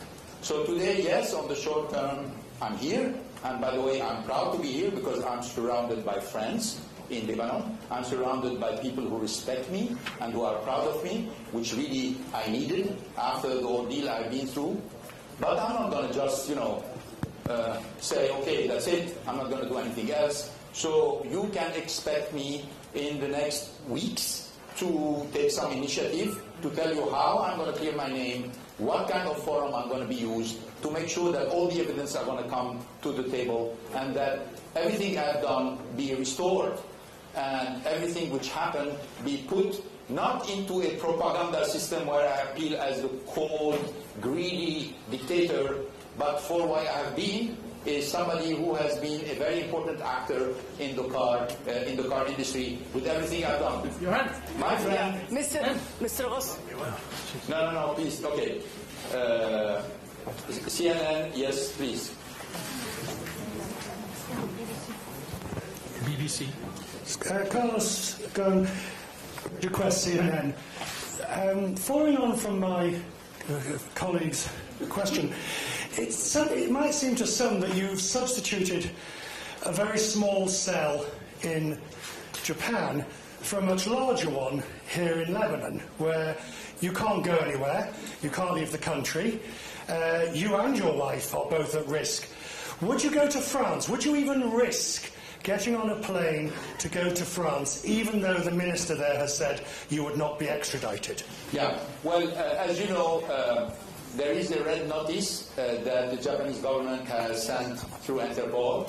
My lawyers say we can file the red notice, and particularly we can eliminate the red notice if we can explain our case, particularly if it's considered as a political case. They are more competent than me to tell you what's going to happen. But obviously, first, I don't consider myself as a prisoner in Lebanon. I'm very happy to be here, I can tell you. and I prefer this prison to the one where I was before, you can imagine. And particularly here, I'm with my friends, I'm with my family, my kids can come visit me, I can use the phone, I can use internet, I don't have followers, or the only followers I have, by the way, I didn't talk to you about the followers, I will probably, the only followers I have are people who want to talk to me, or who want something much nicer than I've been. So, frankly, I don't feel at all unhappy in Lebanon. I'm ready to stay a long time in Lebanon, but please do not consider that I'm just accept this as it is. I'm going to fight, because I have to clear my name, and this is something which is extremely important to me. I can't accept the fact that fabricating a story and lying about something at such a scale can win or can prevail. I can't accept it, particularly that this is my story. Mr. Ghosn from the BBC. Sit down, please. Okay, no, just one second. Yes, lady near. Yeah, near Richard. Yeah, can you give him? Well, can you give him a microphone, please? Is this the microphone? Yes, I'm coming back to you. This is no. Looking for the microphone. The question is, hi, Michelle Caruso-Cabrera, CNBC. You said that you want Nissan to have autonomy, but autonomy needs to be earned. Yeah. It sounds like it's contradictory to me. Did you ever propose a merger, a full-on merger between Nissan and Renault? I didn't. I proposed a holding company where you have one share for the lines. That means there is no more Renault share, Nissan share. There is one share which is an alliance share, but you have a Nissan operation based in Japan, you have a Renault operation based in France, you keep the headquarters, but you have only one board. So you will have different headquarters, different brand, different executive committee, one board, one share. That's what I was proposing. So it was not a full merger, because in a full merger you have one headquarters, you have one board, you have one executive committee, which was not the case. So I was trying as much as possible to overcome the resistance coming from the Japanese to wanting to be very autonomous, and at the same time from the other side the willingness of the French to go for a full merger. So I thought that the holding company, the way I was presenting, was a very good balance between the wish of a full merger from one side and the desire for autonomy. But as you know, at the end of the day, one side said, why do we need all of this? Okay, let's get rid of him. And that's what happened, because today there is nothing. There is no holding, there's not even an alliance. We went backward. We didn't go forward, we went backward. BBC. Mr. Ghosn, John Simpson from the BBC. Two questions, if I may. You say, and it's understandable, you don't want to cause a fuss between Lebanon and Japan, but it's clear that you say there's been a conspiracy. How high up in the Japanese system does that conspiracy go? Does it go up perhaps to the very top, would you believe? Secondly, would you be prepared to stand trial in Lebanon on the charges that that have been leveled against you? Okay, so on the first question, I mean, if you were not saying that you were from the BBC, from the two questions you asked, I would have guessed. You know, so for the first question, you said, I don't personally think that the top level was involved. If this is your question, I don't think. If you're talking about Abe-san, I don't think Abe-san was involved. But you know, again, I need to respect my own word to avoid any friction between the two countries, and I think this is my duty to make sure that you know, we don't create more tension than what may happen. So we're going to stop it. Now the second question was about. Yeah. No, I would be ready to stand trial anywhere where I think I can have a fair trial. Anywhere. But the only reason for which, if somebody could guarantee to me, which was not the case of my lawyers, when I asked my lawyers many times, and they will tell you that, in Japan, will I have a fair trial? They were very embarrassed. They told me, we're going to do everything for you to have a fair trial. And they kept saying this to me, which worried me a lot, because if my lawyer cannot even tell me, you're going to have a fair trial, I think Hironaka-san in his statement, or Takashi-san in his statement, they said, you know, even though he doesn't have a fair trial, we think he will be acquitted. Because of the strength of the argument they have in hands. But when you are in a position, you're not in your country, you don't speak the language, people tell you you're 99.4% conviction rate. Estimate is all of this because you have the first trial, the appeal, and then eventually Supreme Court. Then the second trial, the appeal, Supreme Court. 5 years. 5 years, estimate, no guarantee. 5 years of trial. After this, a 99.4% of conviction rate. Oh my God, that means I was seeing myself staying practically all my life in Japan. By the way, deprived from my wife, because there was absolutely no sign they were going to release the ban from my wife. When I went, I was not an expert of the Japanese system. When I went on bail, my lawyers told me, usually after 2 months, 3 months, if you respect all the conditions of the bail, which I did, they start to soften a little bit. You can start to use your phone, you can use your email at home, maybe you can see your wife. That's what they told me. 9 months later, nothing was softened. Not one thing was softened. I was asking for the phone, nothing at all. The judge kept saying, we're going to keep the same thing. And then what they told me is, you may not see your wife before the second trial starts. So my prospect was, I couldn't see Carol, I couldn't talk to Carol for another 1 year and a half. For what? Tampering evidence? But I have plenty of people visiting me. I could tamper evidence with anybody. With anybody. And by the way, I left Japan, even though I have followers behind me, camera in the house, no telephone, etc. So if I was intending to do something, I would have done it. Anyway, so this was persecution. This was persecution, it was obvious. And because it's persecution and no hope, and you have this bombarding of the villain, unfortunately supported outside, I decided to take the risk. Because I wanted justice. And now, I can tell you, the first forum when I can express myself in front of the justice, which is not biased, I'll go for it. Monsieur Ghosn, Christophe Lacuvisi.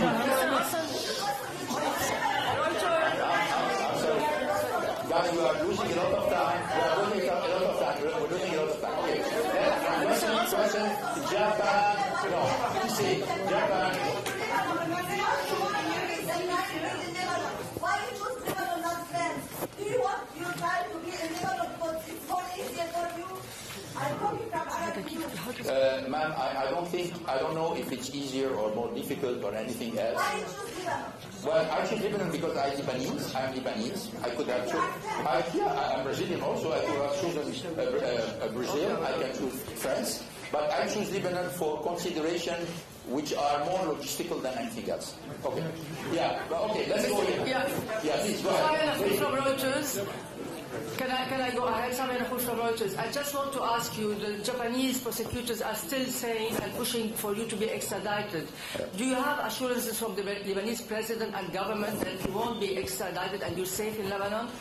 No, I have no assurance of anybody, but I think there are precedents and there are laws, and I trust that the laws existing in Lebanon will be implemented. I have no reason to doubt that. So here I'm confident that the existing practices and the laws will be respected in Lebanon, and I think this is what I heard from all the officials in Lebanon. So now, Japan, question to Japan? Japanese question, please, go ahead. You have the mic. TV Tokyo. Yeah. TV Tokyo. テレビ東京の阿部です。Speaking English. Yes, please. Yeah. Well, if not, you're not going to have an answer. Please sit down. You are a respected CEO in Japan, but you broke Japanese law to be here. Isn't it wrong? Please let the Japanese people know your thought. My what? Broke. My thought. Yeah, your thought. Yeah. I will. Yeah, to Japanese people. Yeah. Well, obviously, again, let's go back to your question.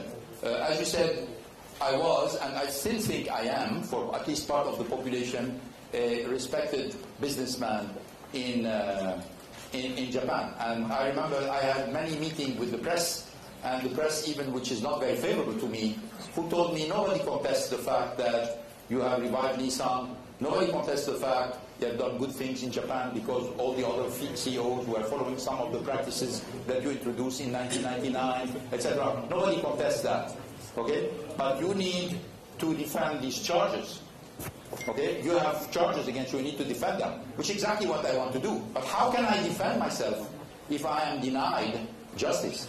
If I am denied the tool to defend myself? How can I defend myself?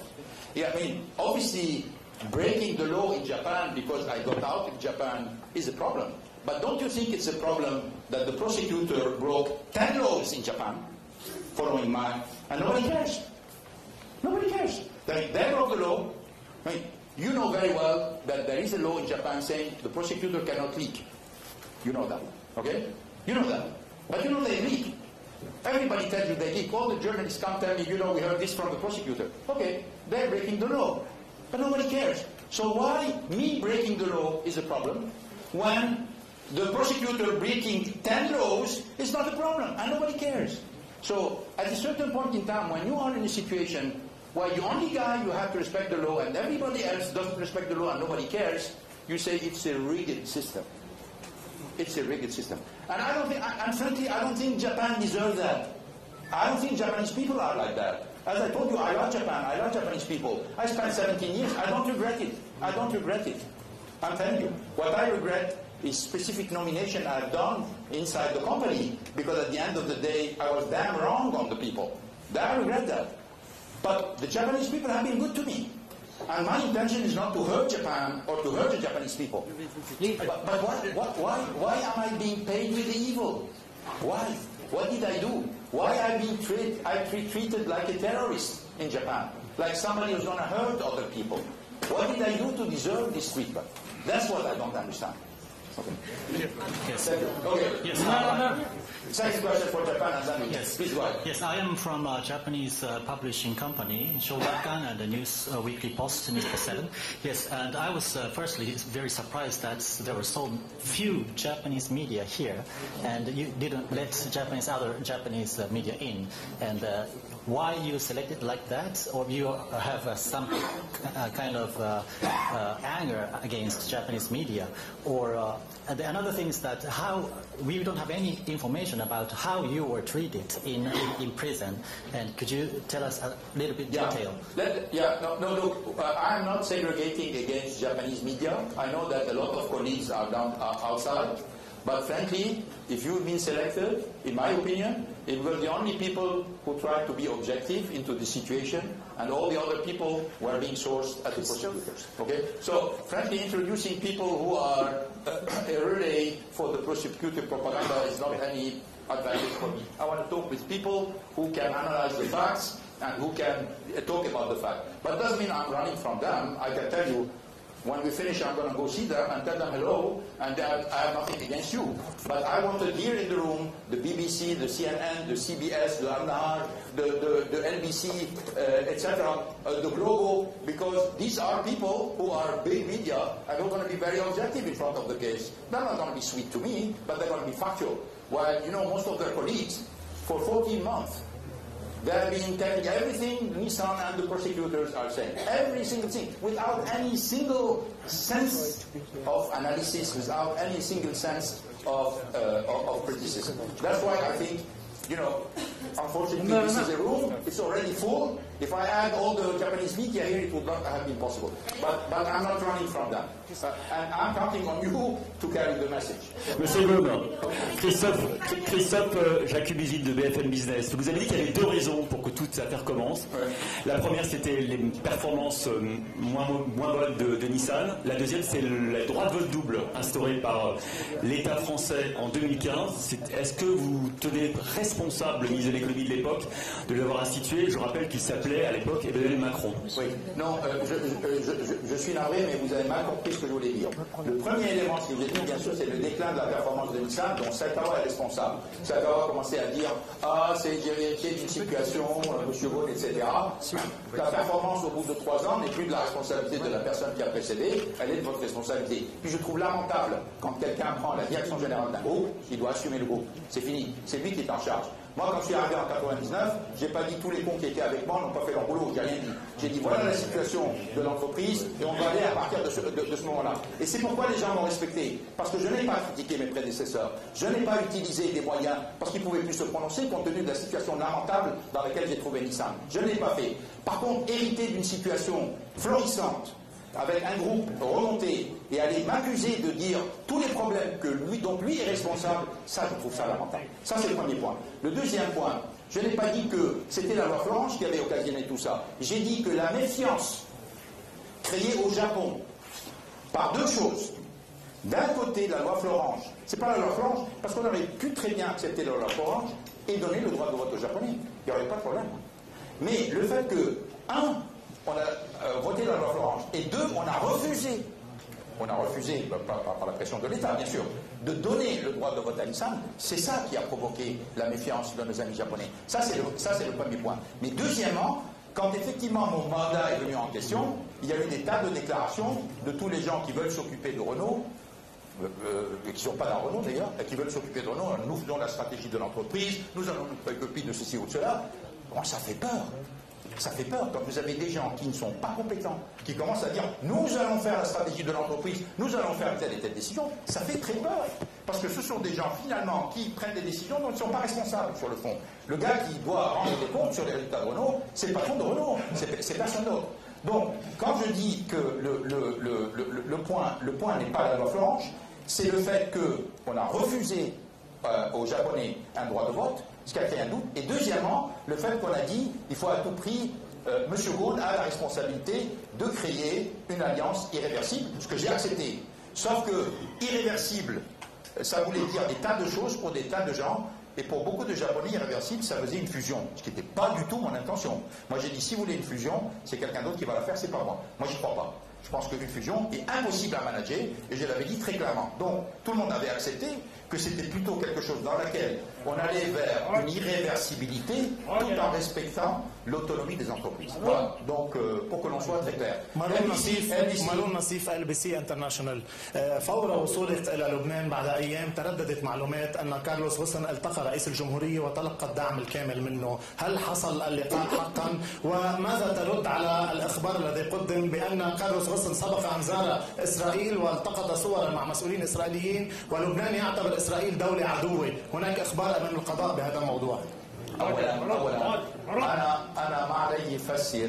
أنا إذا بدك تعرف إذا أنا تلاقيت بحق حيلا شخصية لبنانية بدك تسأل الشخصية اللبنانية، أنا مش رح أحكي عن هالاجتماعات.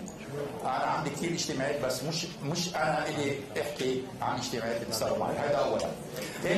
ثانيا عم تحكي عن سفرت على إسرائيل. أنا ما سافرت على إسرائيل كمواطن لبناني.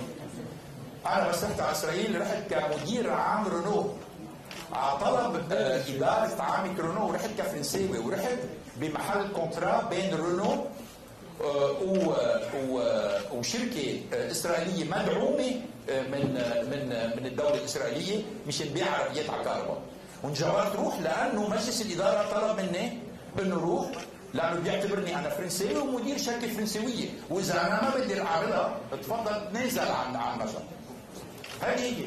مش انه رحت زاوير عم احكي، رحت مدير كونترا ورجعت كمدير عام رينو بعربيات على الكهرباء، وانا ما مخبى فيها، انا حكيت عنها ورجعت وحكيت مع المسؤولين اللبنانيين، ومثل ما بتعرف من سنه 2000 وكذا عم برجع لبنان كل مره وما صار في شيء. ما بعرف هلا كيف صار انه هلا عم يرجعوا يرفعوا، انه شو هالمساءبه يعني كيف ثابت انه هيدي ضلت مضمومه وليه هلا عم ترجع؟ مين عنده مصلحه هلا يرجع يحرك بهالاشياء؟ شفتي؟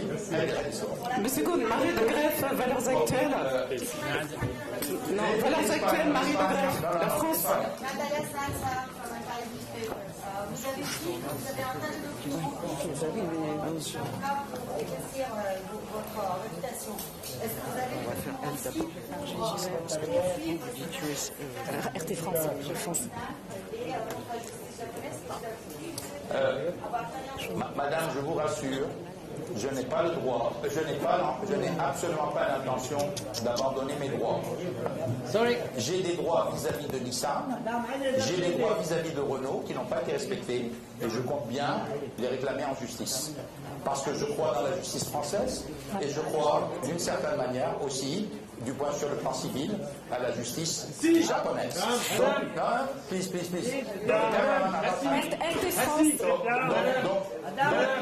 RT France, Monsieur Ghosn. RT France, cette question, puisque cette affaire semble avoir...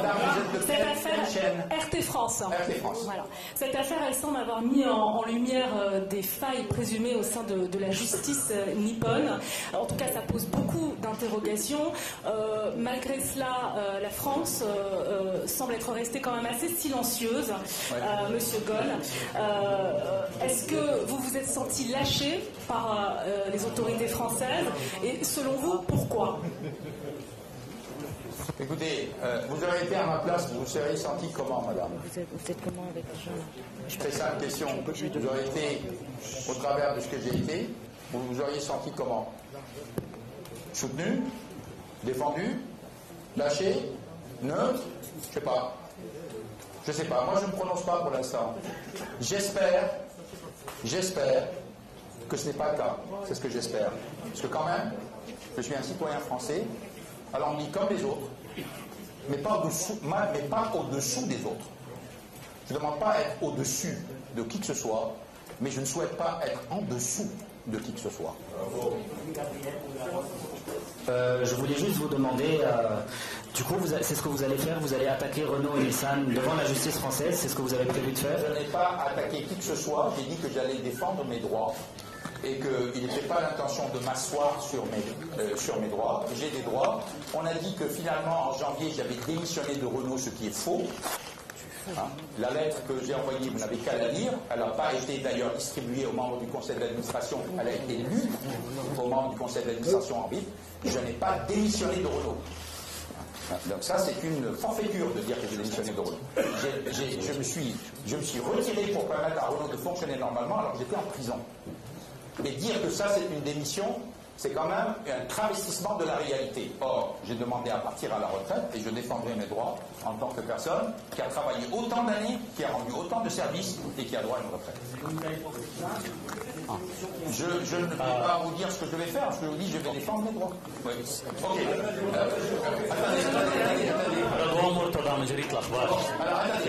Can I ask one question? Is there any citizenship that did not talk? رضوان مرتضى من جريدة الأخبار. جريدة الأخبار. يعطيكم العافية والحمد لله على السلامة. في سؤال هو استكمال للسؤال اللي سأله زميلي حول زيارة إسرائيل. أنت قلت إنه رحت كنت ممثل لشركة، لكن إنك أنت رحت بال 2008 يعني بعد سنتين على حرب تموز. يعني كانت أيدي المسؤولين الإسرائيليين اللي أنت صافحتها ما كانت جفت من دم اللبنانيين اللي ماتوا. أنت حكيت عن معاناة، حكيت عن ظلم تعرضت له باليابان، انحرمت من مرتك كارول لسنة ونص. في كثير من الأسرى موجودين عند هيدا العدو. سؤالي أنا، ولو أنك أنت رحت كممثل لشركة، هل تعتذر للبنانيين على هيدي الزيارة؟ وهل تعتبر إسرائيل عدو؟ هل بعتذر شو يعني؟ هل تعتبر إسرائيل عدو؟ وهل تعتذر؟ أنا معلوم بعتذر بالزيارة، وأنا كنت كثير مأثر بس شفت انه اسم الشعب اللبناني تاثر فيها، لانه اخر شغله كان بدي اعملها انه ادقى الشعب اللبناني، هيدي اخر شغله عملتها.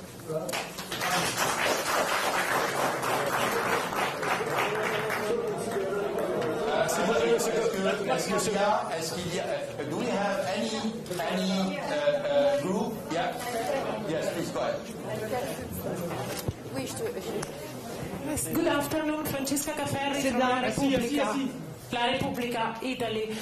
You were mentioning the possible alliance between Renault and FCA. Can you go through there? Was it a missing chance? And then if you can please share some of the details of your trip here to Lebanon. I know you said you don't want to talk about it, but just a little bit. But let's start with Renault FCA, please. This is a very Italian question. A little bit, just a little. No. I had contact with FCA. we had a lot of understanding. We had a very good dialogue. Unfortunately, I was arrested before we could come to a conclusion. But the conclusion was not very far. I had a planned meeting in January for a kind of final conclusion of the deal. In January, I was in the detention center of Kosovo, and as you know, this deal went on, but unfortunately did not happen to Renault. And I think it's a big waste for Renault. I think it's a great opportunity for PSA, but it's a great waste for Renault. That's what I'm saying. Maryse Burgot pour France Télévisions. France Télévisions, oui. Monsieur Ghosn, vous avez dit vous-même que vous avez pris un grand risque en quittant le Japon. Est-ce que vous pouvez nous dire quel sentiment vous avez eu au moment où vous avez réussi à quitter le Japon? Certains médias ont fait état d'une malle dans laquelle vous auriez été caché. Quel sentiment avez-vous eu au moment où vous avez tenté cette opération qui était extrêmement dangereuse pour vous? Comment vous êtes-vous senti? Écoutez, moi, quelque part, le 19 novembre 2018, j'ai senti, c'est comme si j'étais décédé. Je vivais chaque jour en disant, finalement, j'ai une vie tout à fait réduite, mais je ne sais pas si j'allais revoir les gens que j'aime. C'est plongé dans un système que je ne comprenais pas. C'est comme si j'étais mort. Vous savez, quand vous passez par une période comme ça, vous êtes paralysé, vous êtes, je ne dirais pas hypnotisé, vous êtes anesthésié. Voilà, vous êtes anesthésié, vous vous anesthésiez parce que vous vous protégez contre la souffrance. Vous vous anesthésiez. Donc vous anesthésiez, vous ne supportez plus la musique, vous ne supportez plus les souvenirs, vous ne supportez plus les photos, parce que quelque part, vous ne voulez pas revenir en arrière, c'est votre façon de survivre cette période.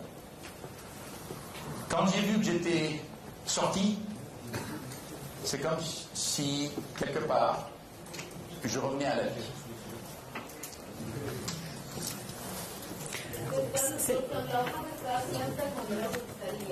هل كنت تتوقع لبنان انه يطلع سواء ممكن يعمل اشتراك مع اليابان، ممكن يعمل اشتراك مع فرنسا التي يرجع عن العوض ضد يرجع عن علاقه سيئه جدا مع البرلمان مع الرئيس الفرنسي، فلو لم يكن كارلوس غوسن ذلك هل كان النادي لحد اليوم في اشخاص في السجن غير خاضعين للمحاكمات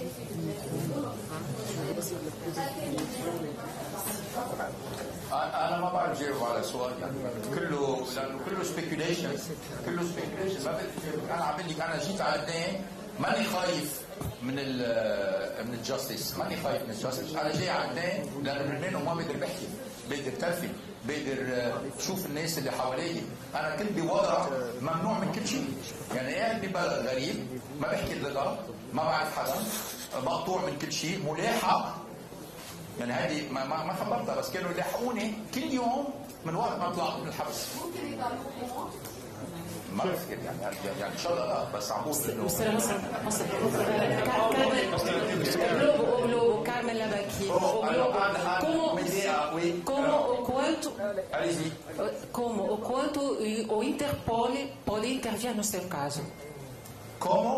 O quanto o Interpol pode intervir no seu caso? Olha, eu não sou especialista desse tipo de coisas, mas meus advogados, o que eles falam é que Interpol não tem nenhuma jurisdição dentro do Líbano. O que tem jurisdição dentro do Líbano é o governo libanês. Agora, se você atravessa as fronteiras libanesas e você vai para um país que tem um acordo com o Interpol, aqui, lá você tem um problema. Então, o único jeito de resolver o problema é de ir para a Interpol, defender o teu caso, para eles remover o cartão vermelho. Essa é a única coisa. Mr. Ghosn, thank you. Mr. Ghosn, Jonathan Rudman from Channel 4 News in the UK. You must be worried. You must be worried that this affair is going to haunt you for the rest of your life, because people will say, if a guy is prepared to escape from Japan in a box, well, there's no smoke without fire. What do you say to that? Well, you know, there have been many stories about how I escaped, to do I escaped, and we heard a lot of things which are contradictory, which obviously I'm not going to come back with. You know, you're going to have always a lot of people who tell you there is no smoke without fire, okay? Which is fair, which always give the advantage to anybody who attacks you. If I'm going to go and tell a lot of stories about you, and they are not true, and you have a lot of people around you say, oh, there is no smoke without fire, so no matter how much lies I put, some of them are going to stick to you. This is the advantage of who is on the offensive. And in this case, that's what's happening. I was an easy target. Why? Because I was renowned. I was a foreigner. So it was very easy to say, this guy has overcome all the limits. He has hidden compensation he didn't receive. He has asked for this, etc. It's very easy. It's very easy to do it. Yes, it's true. You're right. A lot of people are going to say, he escaped because he's guilty. But I'm telling you, I didn't escape because I'm guilty. I'm escaped because I had zero chance of a fair trial. And if I have any opportunity to prove, at least for part of the people, I don't care about the people who are going to tell you you're going to be guilty no matter what. Okay? This is a lost battle. But at least the people who are ready to listen to you, at least you'll have the opportunity to talk to them. And this has to go through a fair trial. You know? And the only way I have a fair trial is certainly not in Japan. I have to be outside Japan. It happens I'm in Lebanon today, but I can be in another country. I can be in Brazil. Brazil do not extradite its citizen. It doesn't. France, you know, France does not extradite its citizen. Lebanon does not extradite its citizen. I have 3 countries, and I'm blessed to be citizen of 3 countries who do not extradite their citizen. So in any one of the countries, I think I can have a fair trial. Yeah. Mr. Owen, AP, Associated Press. So I would learn from the Italian question, and I won't ask details about the escape. But I'm sorry, who are you? AP, Associated Press. So when people are calling it already the Great Escape, you've heard all kinds. When was the moment that made you realize it is time to escape? How did you reach that conclusion? And then now that you're here, how did you spend your time in Lebanon since you got here? What was the first thing you did? What are you planning to do for the next while? Yeah. So the question is, when did I realize? When you had to plan the escape. When did you start planning the escape? What made you? When first I lost any hope of fair trial.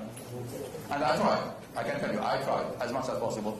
And then when I noticed that the trial was constantly postponed, even though at the beginning the judge told us, I didn't tell you this, but he told us in the session that we had in November that he was going to try to start the trial on the second charge in September 2020. I was very happy. I said, oh, finally, we're going to see the end of the tunnel. End of the tunnel, that means we're talking about 2022. But then he came on the 25th of December, which was Christmas Day, where we had a pre-trial. And he said, I'm afraid the prosecutor cannot afford to have 2 trials at the same time. Too much work. So what did they say? They say, I cannot promise I'm going to start the second trial in September. So we said, when? Well, he said, I'm not going to commit, but certainly not before 2021. Postpone, postpone, postpone. And it's always the prosecutor who's prevailed. Whatever the defense says doesn't matter. And second, this is number 1. Number 2 is, I want to see my wife. I mean, the judge was surprised I want to see my wife. But maybe for a lot of people it would have been not a punishment not to see their wife, but for me it was. And they knew it because they had their correspondence with Carol. They knew I love Carol, and she is a pillar for me. They knew this because they had all the correspondence. They get to her email. They were not supposed to have the email. They were not supposed to take her phone. They took everything. They knew all of this. And because they knew all of this, they said, okay, we're going to put him on his knee. We're going to cut him from his wife. And they were right. They put me on my knees. So when I've seen that I couldn't see Carol, and I didn't have any horizon to see my wife and have a normal life, I said, what's left? What's left? I have to leave. I have nothing here. Lebanon, what did you do in Lebanon? What did you do in Lebanon? Okay, so let's see. No, Mr.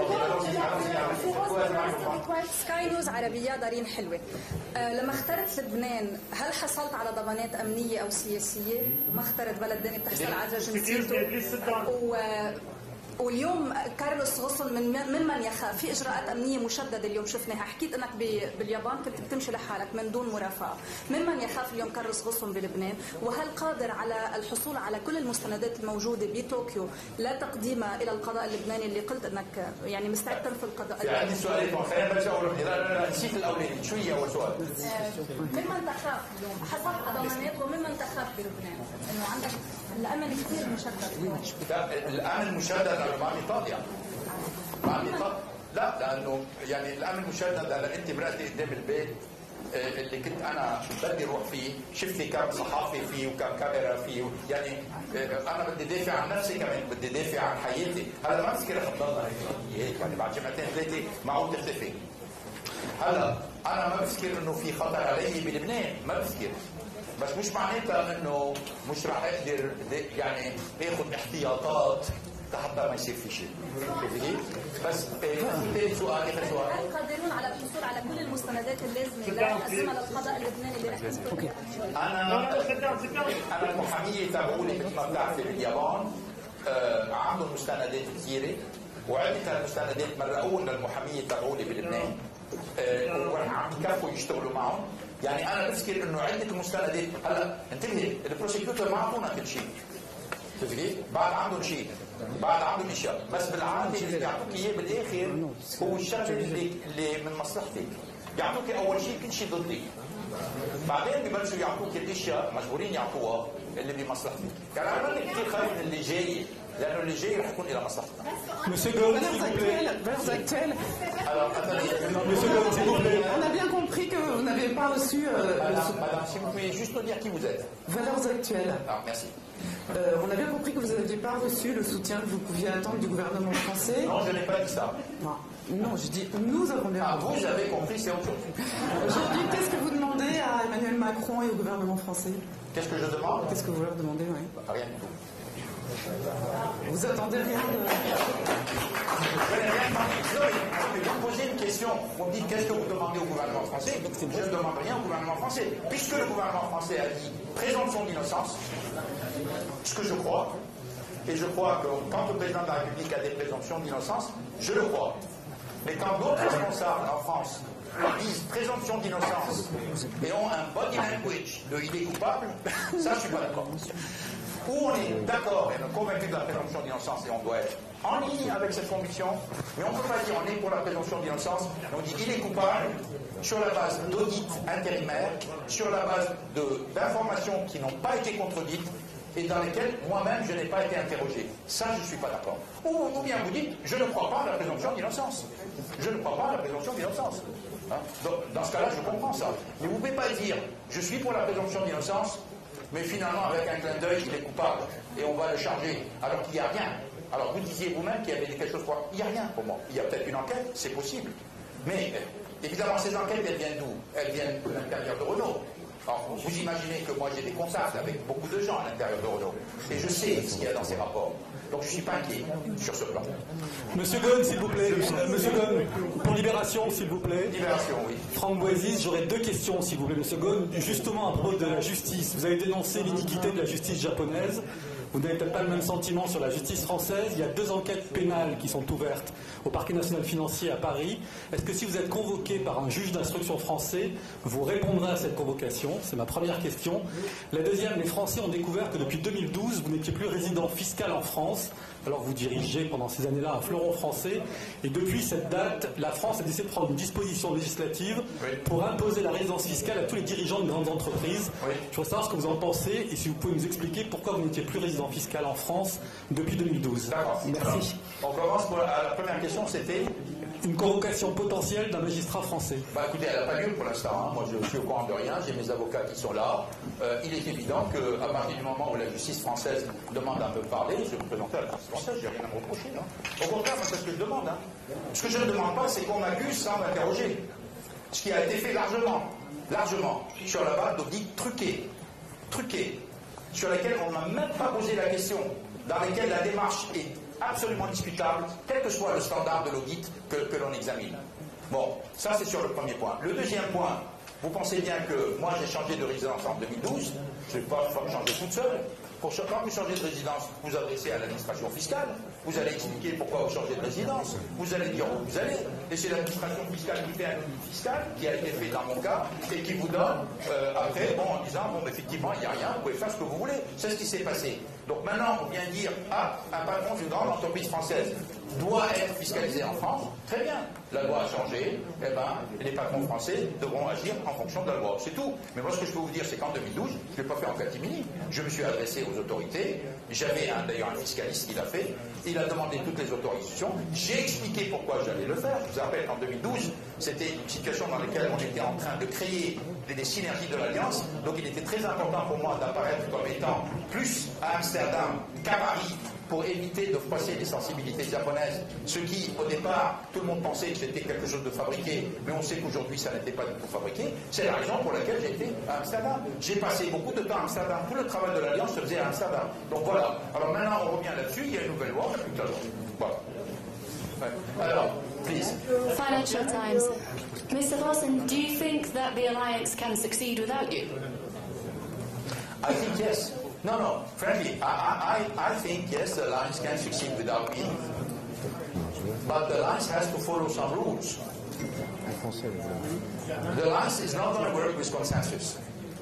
That I can tell you. And for the moment, they all think that consensual decision-making is one way to make the alliance live. It's wrong. And you know who's wrong and who's right? Look at the result. That's the only way you're going to know who is right and who is wrong in a business. You look at the result. You look at the growth, you look at the bottom line, and you look at the evolution. Well, when I look at what happened for the last 13 months, with everything that happened, I'm not really sure about the future of the lines. Yes. Monsieur Ghosn, James André pour faire Monsieur, là-bas, oui. Alors, vous avez la parole. Allez-y. Oui, James André pour France 24. Je voulais simplement savoir, votre vie évidemment était passée au crible suite à cette affaire dans les médias, partout. On vous a présenté souvent comme ayant, on va dire, atteint un niveau où vous étiez déconnecté des réalités. Il vous est arrivé ce qui vous est arrivé, ça change évidemment un homme. Quand vous repensez à cette période-là, qu'est-ce que vous pensez? Et qu'est-ce que vous auriez à dire sur cette image qu'on a dépeinte? Non, mais c'est pas une question d'image. Moi, il y a eu des tournants dans ma vie. J'ai fait des choix. Il y en a certains que je regrette. C'est tout. C'est pas une question de comment je vis ou pourquoi je vis, etc. J'ai eu des tournants, j'ai eu des décisions importantes à faire, et dans certaines décisions, j'ai fait mauvais choix. Je vous dis, aujourd'hui, on parlait de General Motors. Quand Steve Ratner m'a proposé de devenir le patron de General Motors en 2009, et que j'ai refusé de prendre le job par fidélité à Renault et Nissan, j'ai fait une connerie. Parce que je serai aujourd'hui patron aux États-Unis. Marie Barra, qui est patronne de General Motors, a gagné 26 ou 27 millions de dollars l'année dernière. Il n'y a pas eu une ligne dans un journal là-dessus. Elle vit très bien, elle est une citoyenne respectée, elle a un job beaucoup plus facile parce qu'elle n'avait qu'une entreprise à gérer, elle est dans son propre pays. Moi, je n'étais pas dans mon pays, je travaillais au travers des continents, tout le monde était très content que je fasse ce boulot, et maintenant on vient me dire « Ah, M. Ghosn, vous voyagez beaucoup, ah, M. Ghosn, vous touchiez beaucoup d'argent, ah, M. Ghosn, ceci ou cela ». Alors on était très content que je mette en place ces mesures de façon à pouvoir vivre en tant que patron de plusieurs entreprises. C'est ça que je regrette. J'aurais dû faire des choix plus simples. Bon. J'ai fait cela, je les assume. Donc, moi, c'est plutôt dans ce sens-là. Il y a eu des tournants, j'ai pris des décisions. Certaines décisions que j'ai prises, je suis OK. D'autres décisions, je me suis dit, t'as fait une connerie. I'm sorry?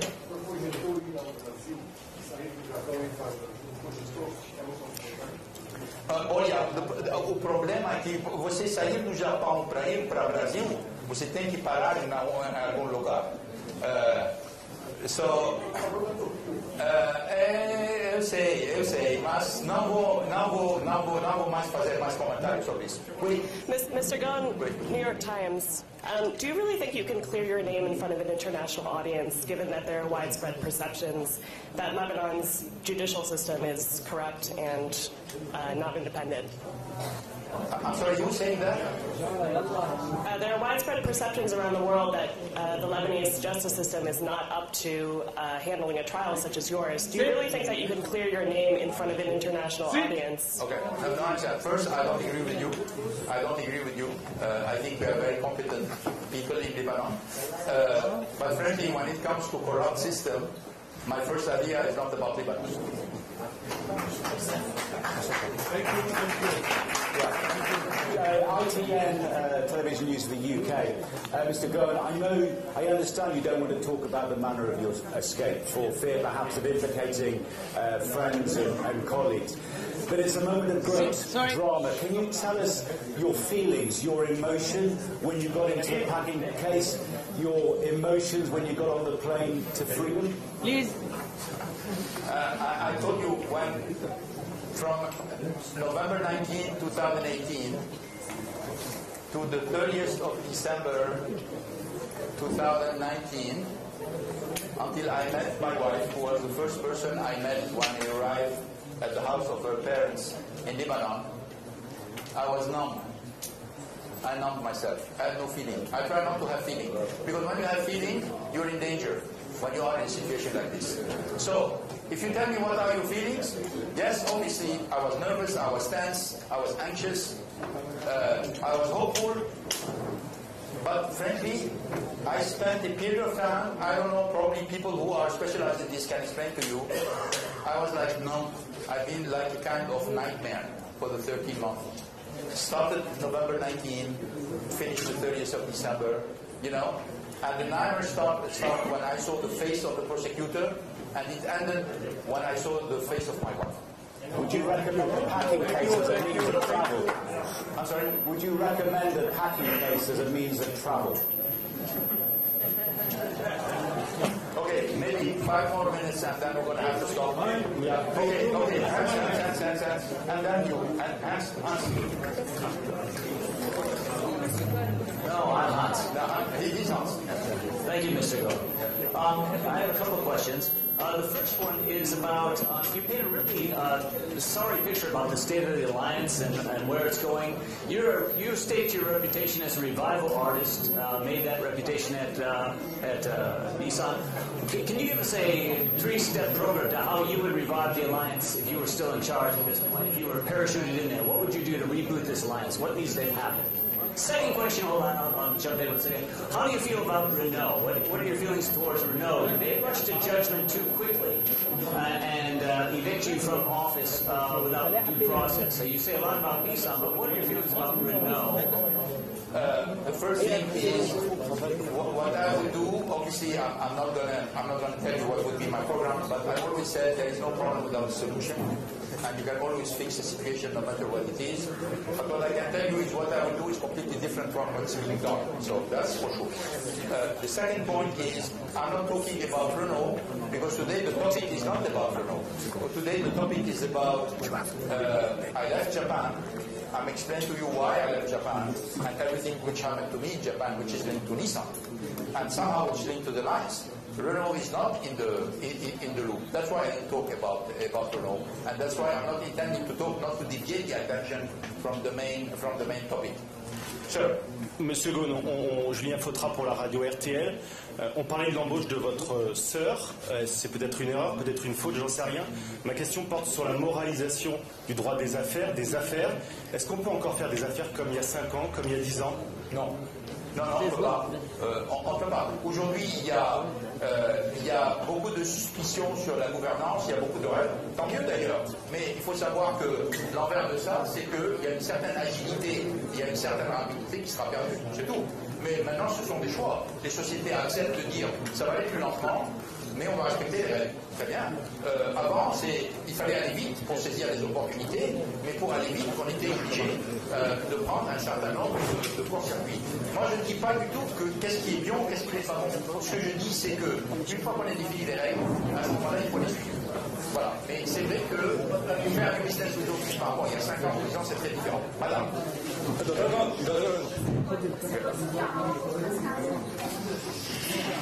Oui.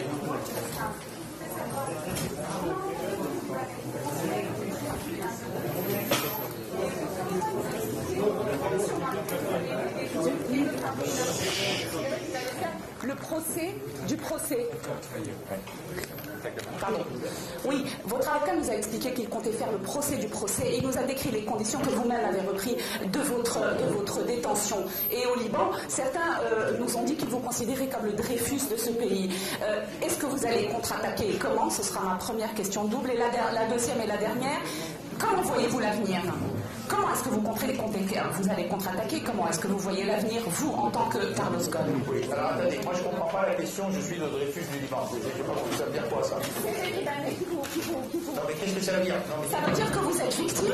Ça veut dire que vous êtes victime d'une. Oui, ça veut dire que vous êtes victime d'une. Oui, tout à fait. Voilà, alors je voudrais savoir. Attendez, madame, quand vous voyez le film, non mais franchement, il faut. Non, je comprends que les gens ne m'aiment pas, vous disent ah, c'est tant mieux pour lui, etc. Il a suffisamment profité, etc. Bon, je comprends ça. Mais quand vous voyez le film, une arrestation sur une non-déclaration d'un revenu non touché et non décidé, ça fait quand même un peu louche, non? Vous ne trouvez pas? D'arrêter un patron d'une grande entreprise sans même l'avoir convoqué pour lui dire écoutez, vous pouvez nous expliquer, on a tel rien du tout. Vous allez en prison, et après on commence à faire l'enquête. Vous ne trouvez pas que c'est un peu bizarre? Bon, donc, quand on dit que je suis victime, oui, moi j'estime que j'étais victime. J'aurais quand même eu le droit à une explication. À la limite qu'on m'arrête après, je comprends. Mais on ne peut pas m'arrêter après m'expliquer. Voilà les raisons pour lesquelles on vous arrête, alors que c'est même pas un crime. Enfin, je dirais, c'est pas moi qui le dis. Ce sont tous les professeurs de droit qu'on a consultés, y compris au Japon, qui disent on ne comprend pas que vous soyez arrêté là-dessus. Il n'y a jamais eu de cas avant. On n'arrête pas quelqu'un sur un cas qui n'a jamais existé, sur une interprétation d'une loi, alors qu'il n'y a plus aucun dommage pour l'entreprise. Mais l'argent n'a pas été payé. Où est le dommage? Vous voyez, c'est ça ce qui est incompréhensible. Bon, alors allez, on va prendre une dernière question. Allez-y, monsieur. Andrei Neto, do Estado de São Paulo. Estado de São Paulo, sim. Folha de São Paulo. Folha de São Paulo. Sim. O senhor protagonizou uma fuga cinematográfica. O senhor hoje retomou a sua liberdade de expressão. O senhor acredita que isso seja o início de um grande comeback? O senhor acredita que pode voltar a ser o titã da indústria automobilística como já foi no passado? E segunda questão, o senhor acha que a sua prisão mudou de alguma forma a história da indústria automobilística, pelo menos europeia, nos últimos anos?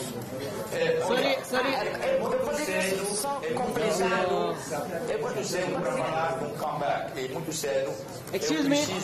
Eu preciso ganhar mais força, passar tempo com minha família, com meus amigos, para restabelecer um pouco a energia e a força que eu tive. Okay? Por enquanto eu não tenho plano. Isso não significa que não vou ter planos daqui a pouco. Monsieur Ghosn, justamente, só para saber se o senhor poderia, por exemplo, criar uma empresa de consultoria no curto, médio prazo, que planos que o senhor teria? Ou talvez ir para o Brasil? Bonjour, Monsieur Ghosn. Não tem plano para o futuro. Bonjour, Monsieur Ghosn. Relateur ici de Complément Enquête sur France 2. On a récemment interviewé un de vos amis qui nous a dit que votre principale qualité c'était l'éthique. Est-ce que vous avez l'impression d'avoir eu le sens de l'éthique quand vous avez profité personnellement du cadeau du château de Versailles? Du cadeau du château de Versailles? Du château de Versailles. Oui. Versailles. Je ne comprends pas. Ah oui, vous dites que c'est un problème d'éthique? Oui. Non mais attendez. Je vous pose la question, j'affirme rien. Oui, bon, je pense que mes juristes sont là, ils pourront vous expliquer quelle est la position. Je ne pense pas que c'était un cadeau parce que moi j'ai tout payé. Donc on m'a dit, vous savez, de temps en temps, vous achetez une voiture, on vous dit, on vous offre, bon, vous achetez la voiture, vous payez ça, mais on vous offre ceci.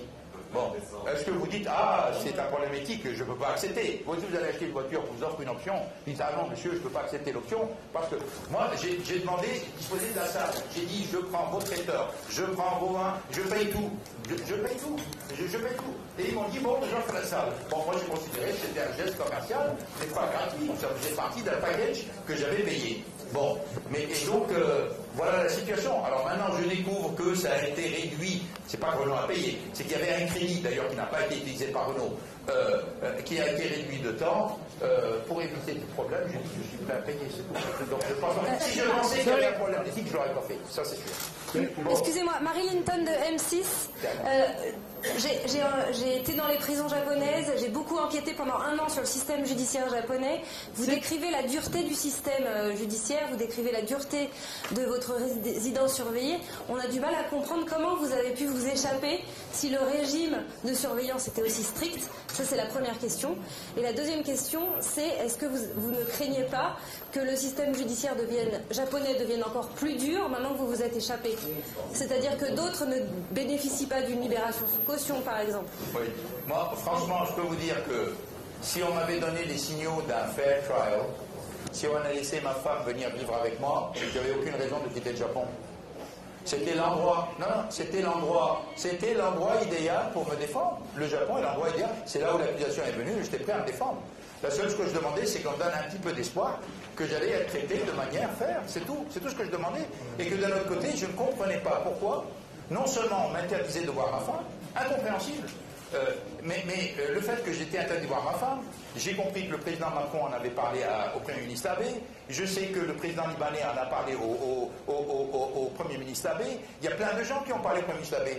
Bon, ça n'a eu aucun effet. Mais pourquoi? Qu'est-ce qu'elle a fait? Et puis maintenant, cette affaire de demande d'arrêt pour Carole, parce qu'ils disent, on soupçonne qu'elle n'ait pas dit dans sa déclaration d'il y a 9 mois qu'elle connaissait quelqu'un qu'elle avait rencontré. On lance un mandat international d'arrêt contre une personne pour ça?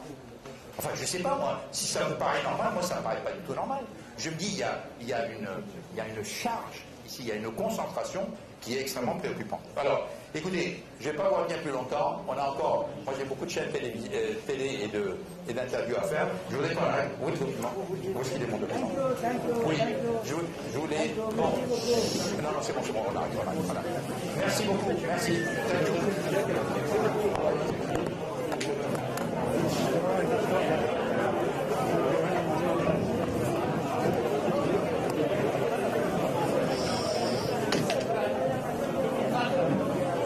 Comment est-ce qu'on peut se remettre en direct sur les vagues?